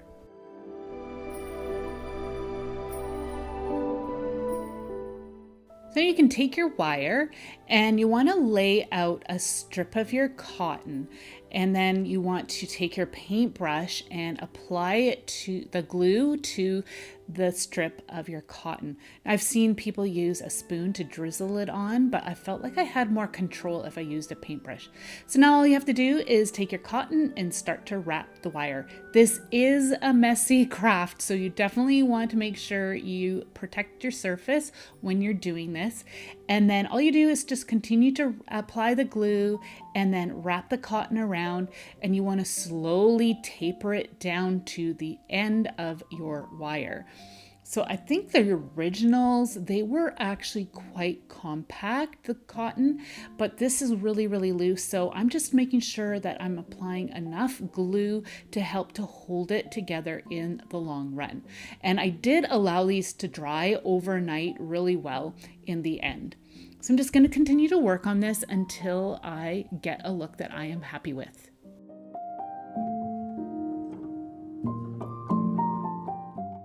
So I did end up going in a few spots and adding just a little bit extra just to help thicken it up in a few spots, and also just help firm up any spots that I thought felt a little weak.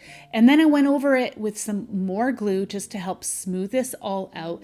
And I did shape the tip a little bit just to give it a little bit of a curly Q. I just thought that kind of added a fun touch. So while this is still wet, I am adding some crystal dust. It's like just a clear glitter. You can get this at Michael's. I actually got mine from my local dollar store, but you can get this at lots of different craft stores, and it created a nice authentic look. If you want, you could add some coffee to create a nice stained look, but I really like this white look. Hang it up to dry, and here they are. Such a fun project, and I can't wait to try some different shapes.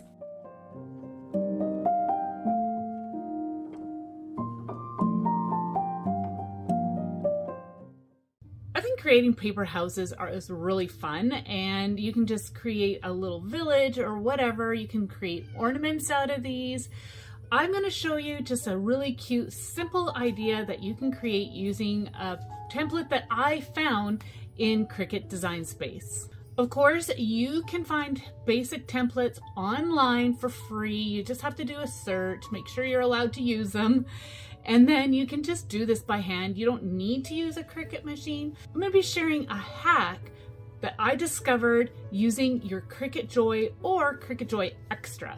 So as mentioned, I am using Cricut Design Space. They have a lot of 3D house templates that you can use in their subscription service. So I selected this pink one right here. I thought it had a very old world look to it. And then to the right, you're going to see that there is a red warning. That is because the Cricut Joy Extra does not score. So you're going to have to change that at the top, and you want to select foil. We are going to be using our foil tool to create our score lines. So I just changed those up accordingly. I am also going to be adjusting the size of my project because I want to create a little mini house. Of course, feel free to create your house design any way that you like for whatever project you are going to be using your house for. So now I am going to be using a selection of some scrapbook papers. I just grabbed a bunch. I've also got my paper cutter, and here is my foil kit. I am just going to be using the foil tool. I've got a light grip mat, my brayer, and my Cricut Joy Extra, my all-time favorite machine right now. So I'm going to just trim down this brick style paper. I thought it would be really fun to use for this project. I'm just going to, of course, trim it down so it will fit my mat and also be big enough to cut out my house template. So you will have to just make those adjustments depending on the size of house you are cutting out. Making sure I am lining it all up according to how it's laid out in the Cricut Design Space program. I decided to use a different color paper for the door just to help it to stand out a little more against that red paper. So now that's all in place, and we're back in Cricut Design Space, and I clicked Make It, and then I'm going to follow all the prompts that show on the screen. I am doing this on a mat, so you can see here the red paper is going to be where the houses are. I moved the door, so then that will be where the green paper is on the mat. So I usually do all my work on the computer and then I switch over to my device, but for some reason my device was not working. I probably need to do an update or something. So I did all my work on the computer. I selected the cardstock in the materials browse tab and I selected the lightweight because that's the typical weight of scrapbook paper. So I selected that and then I went back over into my program here. And you will want to continue to follow the prompts shown on the screen. So once you follow those prompts, this screen is going to pop up. You need to change out your cutting blade to the scoring or the foil tool. Now, another step which I never did, and I regret not doing this because my foil or scoring lines were really faint. You need to make sure that you select the more option under the pressure drop down. It is super important that you did that. I didn't, and my score lines came out very weak. So the machine is working on the score lines, and then once it's done that, you're going to be prompted to change out the tool again to your cutting blade. And again, you want to follow all the prompts given to you on the screen.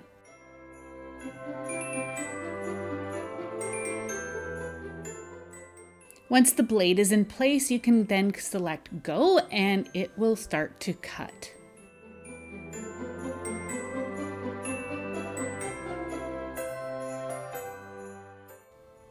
So it's all done, and now all I have to do is unload it from the machine, and then I can start to remove the papers off of the mat. I like to put it down, face down, and then roll it back so I don't end up curling up my paper. See how tiny this is? I know it's really small. Of course, adjust the house size so it fits your project, but I needed this to be tiny. And I think it's so cute. And I actually really like the brick pattern. I wasn't sure about it, but I think it actually turned out really good.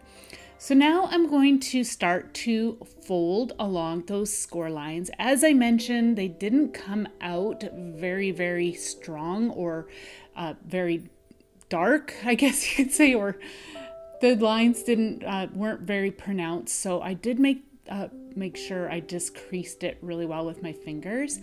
But I'm going to just go ahead and continue to do this, work on the other one, and then we are going to start to glue it all together. I'm using this Beacon foam adhesive glue. I got this from Dollar Tree a year or two ago. It was still sealed up, so I had to remove the seal, but this worked really well. It has a nice narrow nozzle tip, so it worked good for just applying just a thin line of glue, and it had a really quick adhesion as well, which was really nice. Gave you enough time to wiggle it, so if you weren't in line, then you had enough time to move it. Also wanted to try this permanent tape here, and I cut a strip and then cut that strip in half, and I'm going to just apply that to my folded pieces, the little flaps. Just burnish that down, remove the backing, and then put that into place. Now with the tape, you get adhesion right away, and you do not have any wiggle room. So do keep that in mind. Be very careful if you are going to use tape. I decided to use a combination of the two, and I'm going to see how well these hold up over time. So I'm just going to go ahead and continue to work on this until I get the house all put together.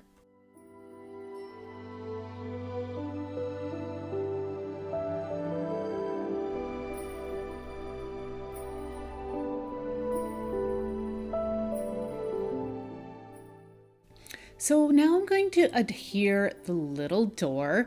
I'm going to again use that Beacon glue that I have, and I'm going to put that into place. Now I wish I would have punched a hole out where the window is in the door, but I didn't have anything that was going to work, so I just left it. But of course that is a suggestion for you. I'm using a paint pen to create a snow line on the roof peak. I showed there's some dimensional paint that you can get from Dollar Tree as well. That would work really well, or any dimensional paint. But I decided to use the paint pen because I had better control. I did apply 2 coats of the paint pen and then allowed it to dry well. So I'm going to be using this cloche. I had painted the base, and you can get these from Dollar Tree. This particular one I got from my local dollar store. I'm going to create a cute little wintry scene underneath the dome. I have got a bottle brush tree that I picked up when I was in the States from Hobby Lobby. They've got some really pretty antique-y looking colors, and I'm using some branches. I'm adding a bead of hot glue at the base of the paper house, and then I'm going to put that into place. If you miss glue any spots, then you can just go in with the tip of your glue gun nozzle and add some to help seal it to the bottom. Adding glue to the bottom of the tree, put that in place.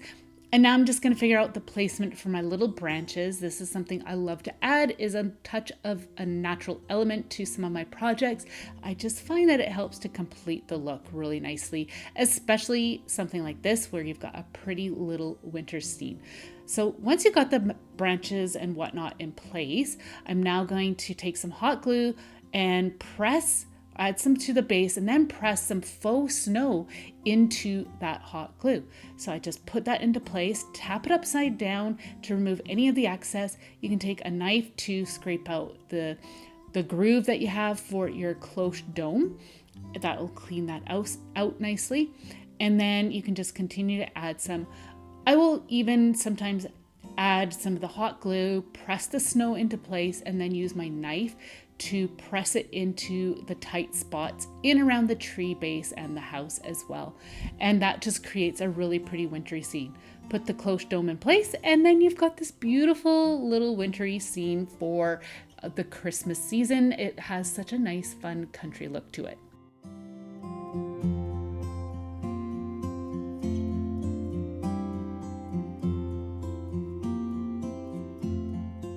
I found this beautiful glass box that's got the brass frame on clearance from HomeSense, which is the same as Home Goods. I'm not too crazy about the pattern that's on the bottom, so I'm going to be covering that up with some preserved reindeer moss. I'm also going to be adding these really pretty fairy lights. I needed to attach the battery pack to the bottom, so I'm going to use these sticky Velcro pieces, and I'm going to stick that to the bottom of the glass box. That way here I can easily remove it and replace those batteries as needed. So I'll just put that in place, and then I'm going to just set the lights aside for now. Next, I'm going to be using this preserved reindeer moss. Now I got this from Dollar Tree, and I did find that it was quite dry, but if you look, there are other varieties of some reindeer moss. You can get the stuff that's more pliable and soft, which makes it way more easier than this stuff, but I knew that I could still use this, and I could place it at the bottom and cover up that pattern that I didn't care for.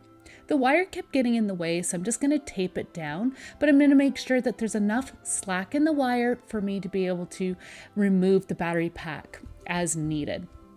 So I'll just continue to add the moss, and then once I'm happy with the coverage, I am going to then add some of the glycerin preserved reindeer moss, which is what I already talked about. It's way more softer. With projects like this, I love to add different layers. It really creates a lot of depth and interest to something like this. So I'm just going to continue to add the moss, and then you can go ahead and add all your other natural elements. I have this beautiful curled birch bark piece. I put that on top of the battery pack. I have these spruce pine cones, and I have some hemlock branches and some fir pine cones. I also have some lichen covered branches as well. I'm just gonna continue to add all my different elements.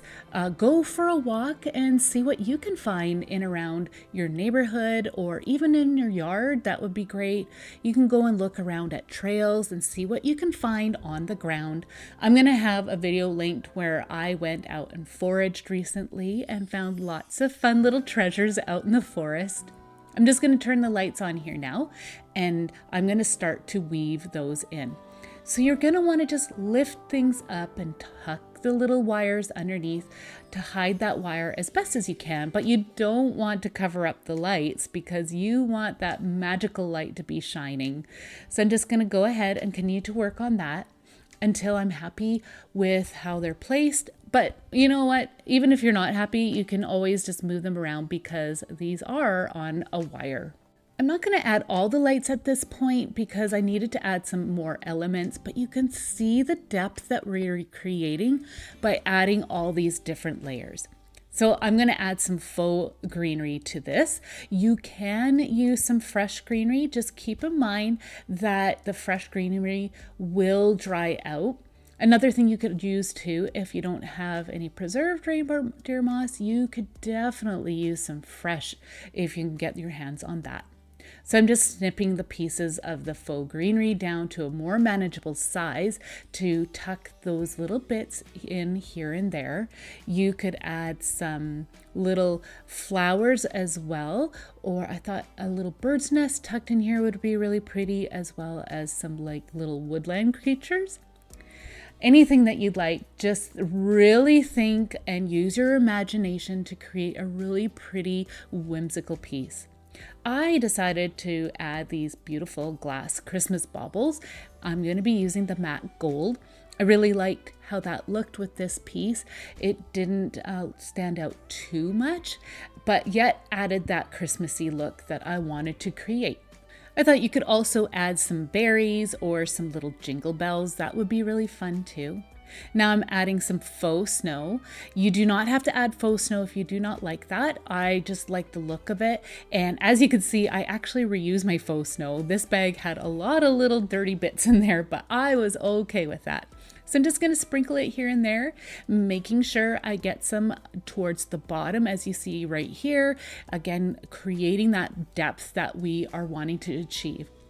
So I'm just going to show you how easy it is to access the switch just by removing a few things, mainly my large piece of birch bark. Gonna just turn that switch off for now. And then I'm just going to also show you here, if you want to close the lid on a piece like this, you want to just test to see if the lid's actually going to close and adjust things as needed. If you can't get a glass box, you could also use a tin. I have done that before. Or you could even use some paper mache boxes, anything that you can get to create a beautiful, whimsical look such as this.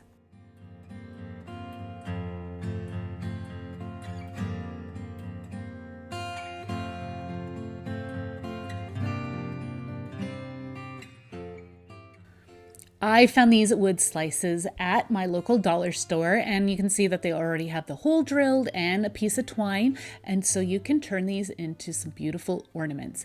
I am going to paint one of them with this early spring green paint. Of course, you can use any color that you love. I just wanted to create something a little bit different, so I am going to paint just inside the line of the bark. You can see me doing right here, and then I am going to allow that to dry. I'm going to be using some Decoupage matte glue. You can use Mod Podge. Mod Podge is just a brand name. I'm going to be using these pressed flowers and leaves that I had pressed in the summer. Now I have a video on how I did that as well, so I'm going to have that link down in the video description for you. You're going to want to apply a layer of your decoupage glue and then press your flower into place. I couldn't remember which flower I wanted on where, so then I'm like, oh right, I wanted these pretty little leaves on just the plain wood slice, so I'm going to put some glue over top once I press the leaves into place. That will seal it all up. You can use the tip of a knife or something to move things around as needed. I'm just going to continue to add a few more little leaves here and there. And then I'm going to add a pretty little violet that I had pressed. The violets were growing in my yard wild. It was so fun to see that. They had self-seeded themselves. So I'm just going to put that into place, and again, add enough of your decoupage glue to keep it all into place. And then you're going to want to set that aside to dry. So now for the wood slice that I had painted. Again, you're going to give a layer of your glue, and then I am going to be using this beautiful hydrangea flower that I had pressed. Now, I had used these hydrangea flowers before on a glass jar and they ended up fading. I personally am okay with that look, but I'm not sure how that's going to turn out on this piece. This is a darker flower, so maybe it'll be okay. Time will tell, but that's the beauty of using nature is that you just never know what you're going to get or how it's going to turn out. But make sure you get some of that glue underneath the petals and then fully coat that, allow it to dry. And now I'm going to just put the string back into place. I had decided that I'm just going to tie a simple knot right at the very top of the wood slice. You'll see me doing that right here, just a simple knot.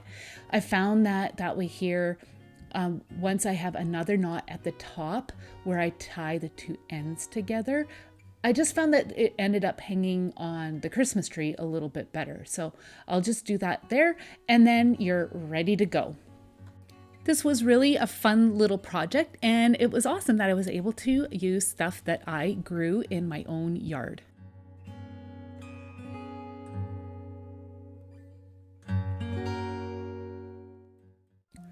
I foraged these beautiful white pine cones last year, and I allowed them to cure really well because these pine cones, as it turns out, and I found in my last foraging video, they are heavily saturated in sap. So I do recommend allowing these particular pine cones to cure well. I had my gloves on hand just in case there was some sap in this still, and sometimes I get poked by pine cones, but these ones were pretty good. I'm just snipping off the bottom part. I needed a nice spot to work on at the base, and the way it was, naturally, it just was not going to work for what I wanted to turn these into. So I did that for all three. Next, I am using this beautiful sturdy branch that I had foraged from a walk on some trails recently. I can't remember the name of the shrub. I need to find out because this wood is so strong and is fantastic for crafting. I'm just snipping the pieces down, and I'm trying to get the top and the bottom as flat as possible. And I also am trying to get some branches that are as straight as possible.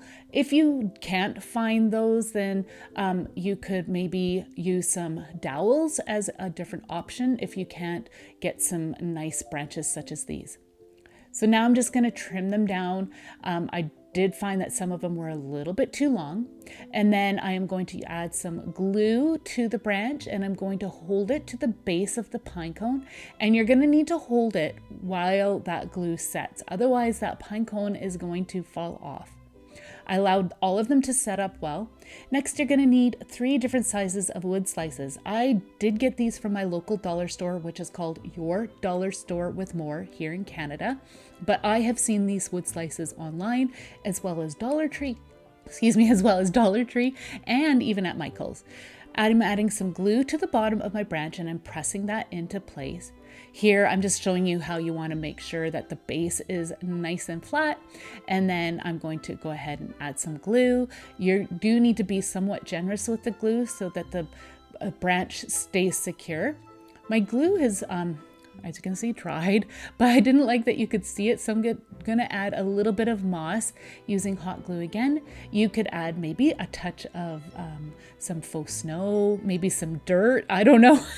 Pine cones would be really pretty too, or you can just leave it blank. But that's it. These are such a cute, fun, and festive way to create some inexpensive little mini Christmas trees for your decor.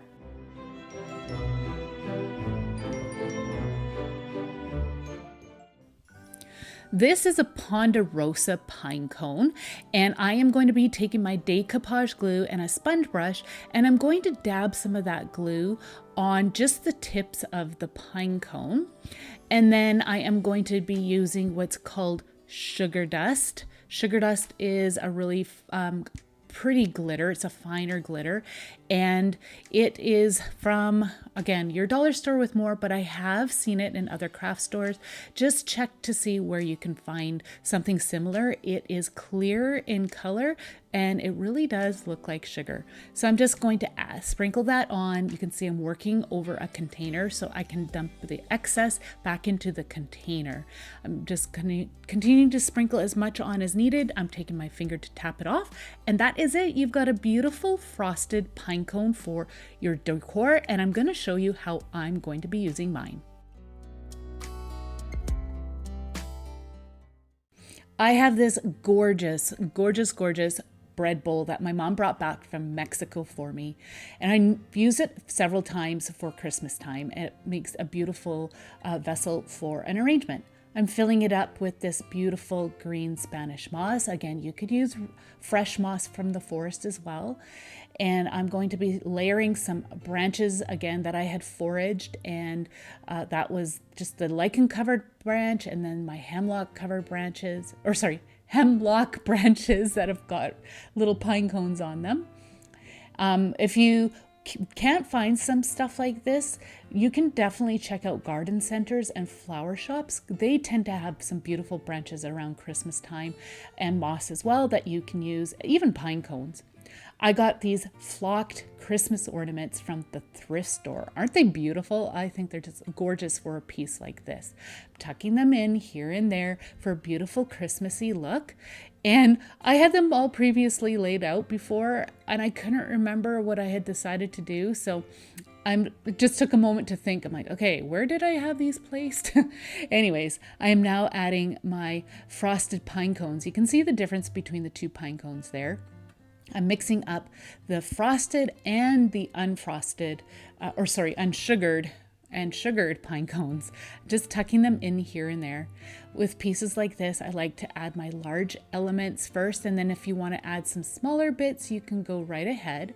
I decided to add some fairy lights. I wasn't going to, but I know several of you love the look of fairy lights and pieces like this. So I thought, you know what, I'm just going to go for it, tuck those in. Again, just winding them in around here and there, adding layers, creating depth. And the fairy lights sure add a magical little twinkle. I think it does look really, really pretty. If you decide that you don't want the fairy lights, then you can just turn it off, or you just don't need to add them at all. I have decided I'm going to use some real evergreens for this piece. This is a pine bough that I'm just trimming down. Now, the key to this is that if you're going to use fresh greenery, I would only do this for, say, a party and you wanted to decorate, or say you want it for Christmas time, then I do it the week before. It's not going to last. These are going to dry out because there is no water source. But to keep it fresh longer, you can mist it in water and keep it in a cool place.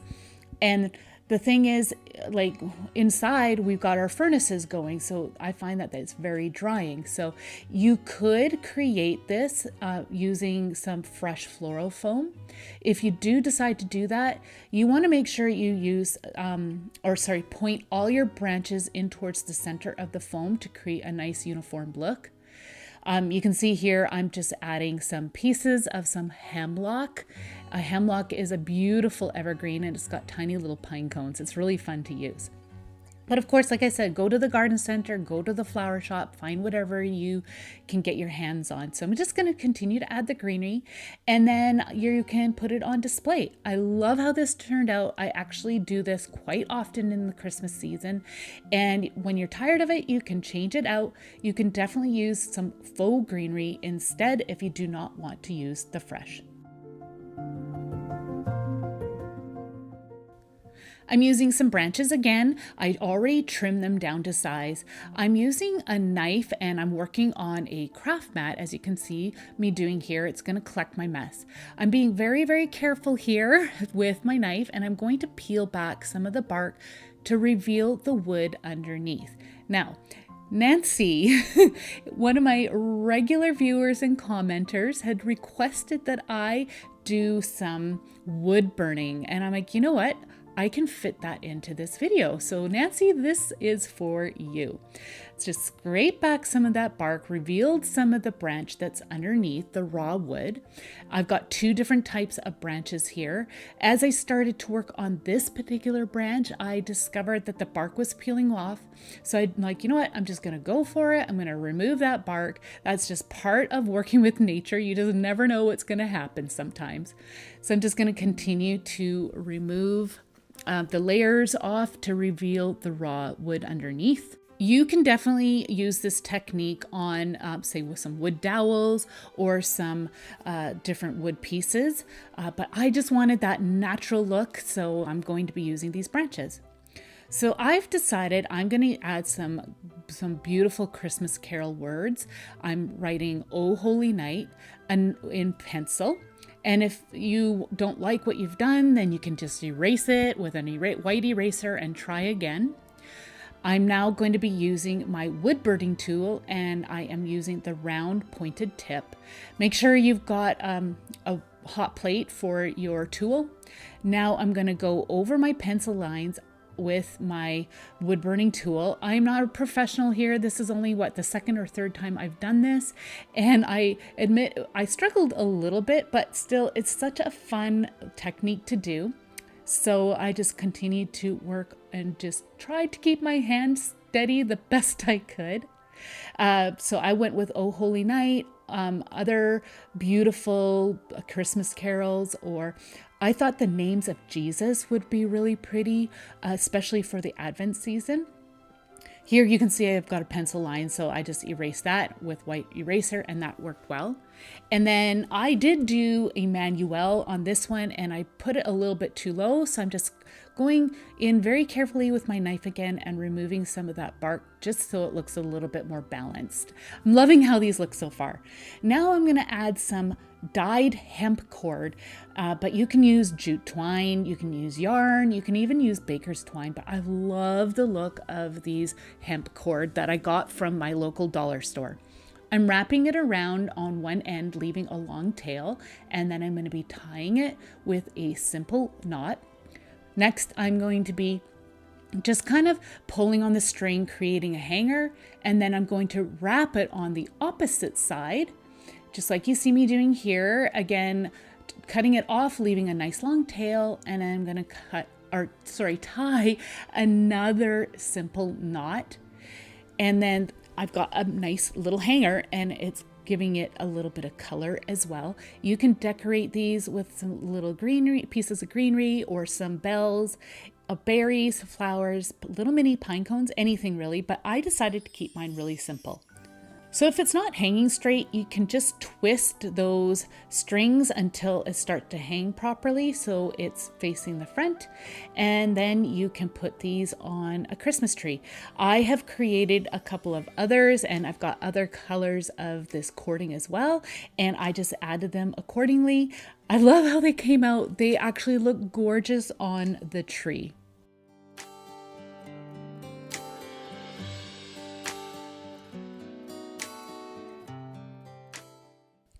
For this project, I have this cone. I had stained it with some walnut gel stain, and this actually was intended for a previous project, but it didn't turn out. So in this next clip, you're going to see a pile of fabric on the table that I didn't end up using for this project, but I just wanted to show you how I created the tree trunk. I added some hot glue to the base of this wood stem, and I glued it to the bottom of the foam, and then I had a nice tree trunk. I'm using this white pine cone again, but I'm snipping off all the little pieces off of the cone. If you know the names of those little pieces on a pine cone, please let me know. I can't remember offhand, but anyways, I'm going to cut those all off. I am using my wire snips. You can use some scissors. I'll show you that here in a moment. But I did find out as I was doing this, the little bit of sap that was remaining ended up gumming up my wire snips a bit. So just be aware of that. Here I'm trying out my scissors. They're just a junky pair of scissors, and it did the trick as well. You're going to actually need quite a few of these pieces as we're going to be gluing them onto the cone. I'm just trimming off the top part just to trim it off a little bit, makes it a little easier for me to apply them. I tried to apply the glue to the foam cone first, and I didn't quite like how that worked, so I decided to add the glue directly onto the pine cone piece and then glue them onto the cone. You do want to overlap the pieces, and as you can see, I am starting off with the large pieces first, and then I'm going to be working my way up to the smaller pieces. This project does take a little while, so you're going to want to pop in a Christmas movie or watch some other videos and just take your time and enjoy the process. It is actually a really fun craft. I enjoyed this. I am going to make some more because I want to use them on display for my Christmas decor. So I'm just going to continue to layer them. You can see I am working on the next row, and you're just going to continue to work your way up. You want to offset them a little bit, and you don't want the white to show from the cone that's underneath. So I'm just going to continue to work on this piece, and I will let you know what to do next once we get towards the tip.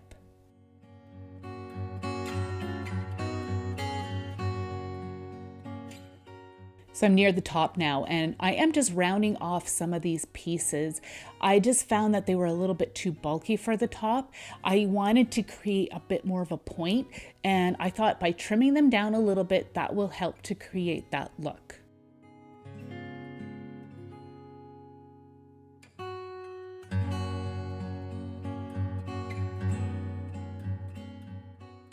As you can see, as I'm getting to the top, I am gathering the pieces to more of a point towards the tip.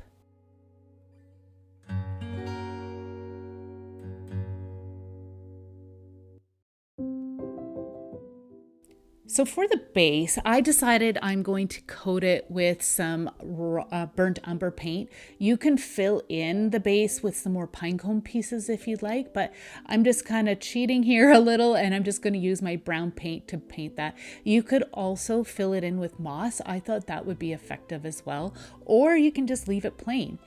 So I'm just going to allow that paint to dry. You're probably going to need 2 to 3 coats. Next, I'm using another wood slice to create a base. I'm adding my hot glue, putting that into the middle of the wood base, and then it's ready to put on display.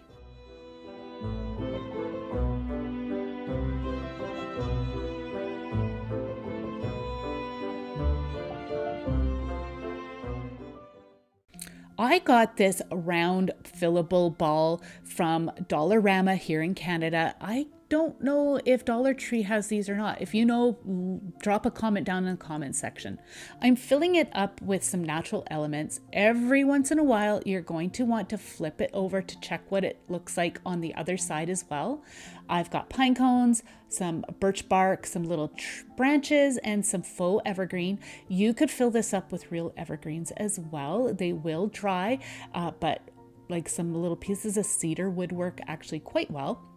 So I'm just going to continue to add some little pine cones. I've got a mix of some fir pine cones as well as these little hemlock. I have also foraged some cedar pine cones, and they work really well too. So I'm just adding a few more pieces of some evergreen. I'm going to close this up, give it a little shake. I'm being gentle with how much I shake just to see how everything is looking. I'm not fully happy with how it looks at the front here, so I'm going to add just a few more pieces, and I decided to remove that larger pine cone and add some smaller ones to the top. You can fill these with, again, some berries, and some little jingle bells would be kind of fun too, and some florals. So I'm happy with how that looks. So next I decided to use my faux snow again. I wanted to again create a bit more of a wintry scene. So I'm just going to scatter that around, and then I'm going to close it up, give it a shake so that snow kind of gets to the bottom a little bit more. And I am loving how that looks. Now, one thing I have to say is there were some little sticky tabs that were holding this piece together, and I should have kept them. I didn't. So I found some clear tape, and I'm going to use just a little piece of that, and I'm going to attach that to the bottom, and that's going to help hold this together. You can glue this together if you like, but I wanted to be able to take mine apart and reuse it. I'm using some jute twine, and I'm stringing it through the hole that's provided, and tying a knot. This will help to keep this bauble together as well. Tying it tight, tying the two ends together to create my hanger. And then you can decorate the top as well. I've decided that I'm just going to create a simple, basic loopy bow, and I'm going to add some extra tails as well because I want just a little fun little touch to add to the top of the ornament.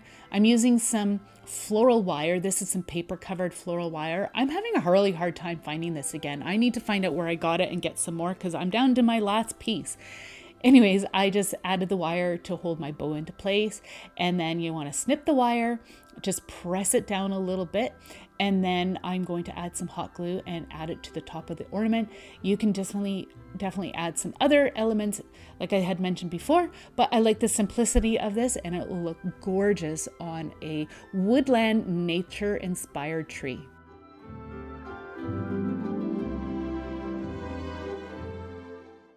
Here is another video for you checked out if you're looking for more Christmas DIY inspiration. It is packed full of ideas. I hope you were inspired today. I want to thank you all so much for joining me today. I can't wait for this crafting season. We'll see you in the next one. Take care. Bye.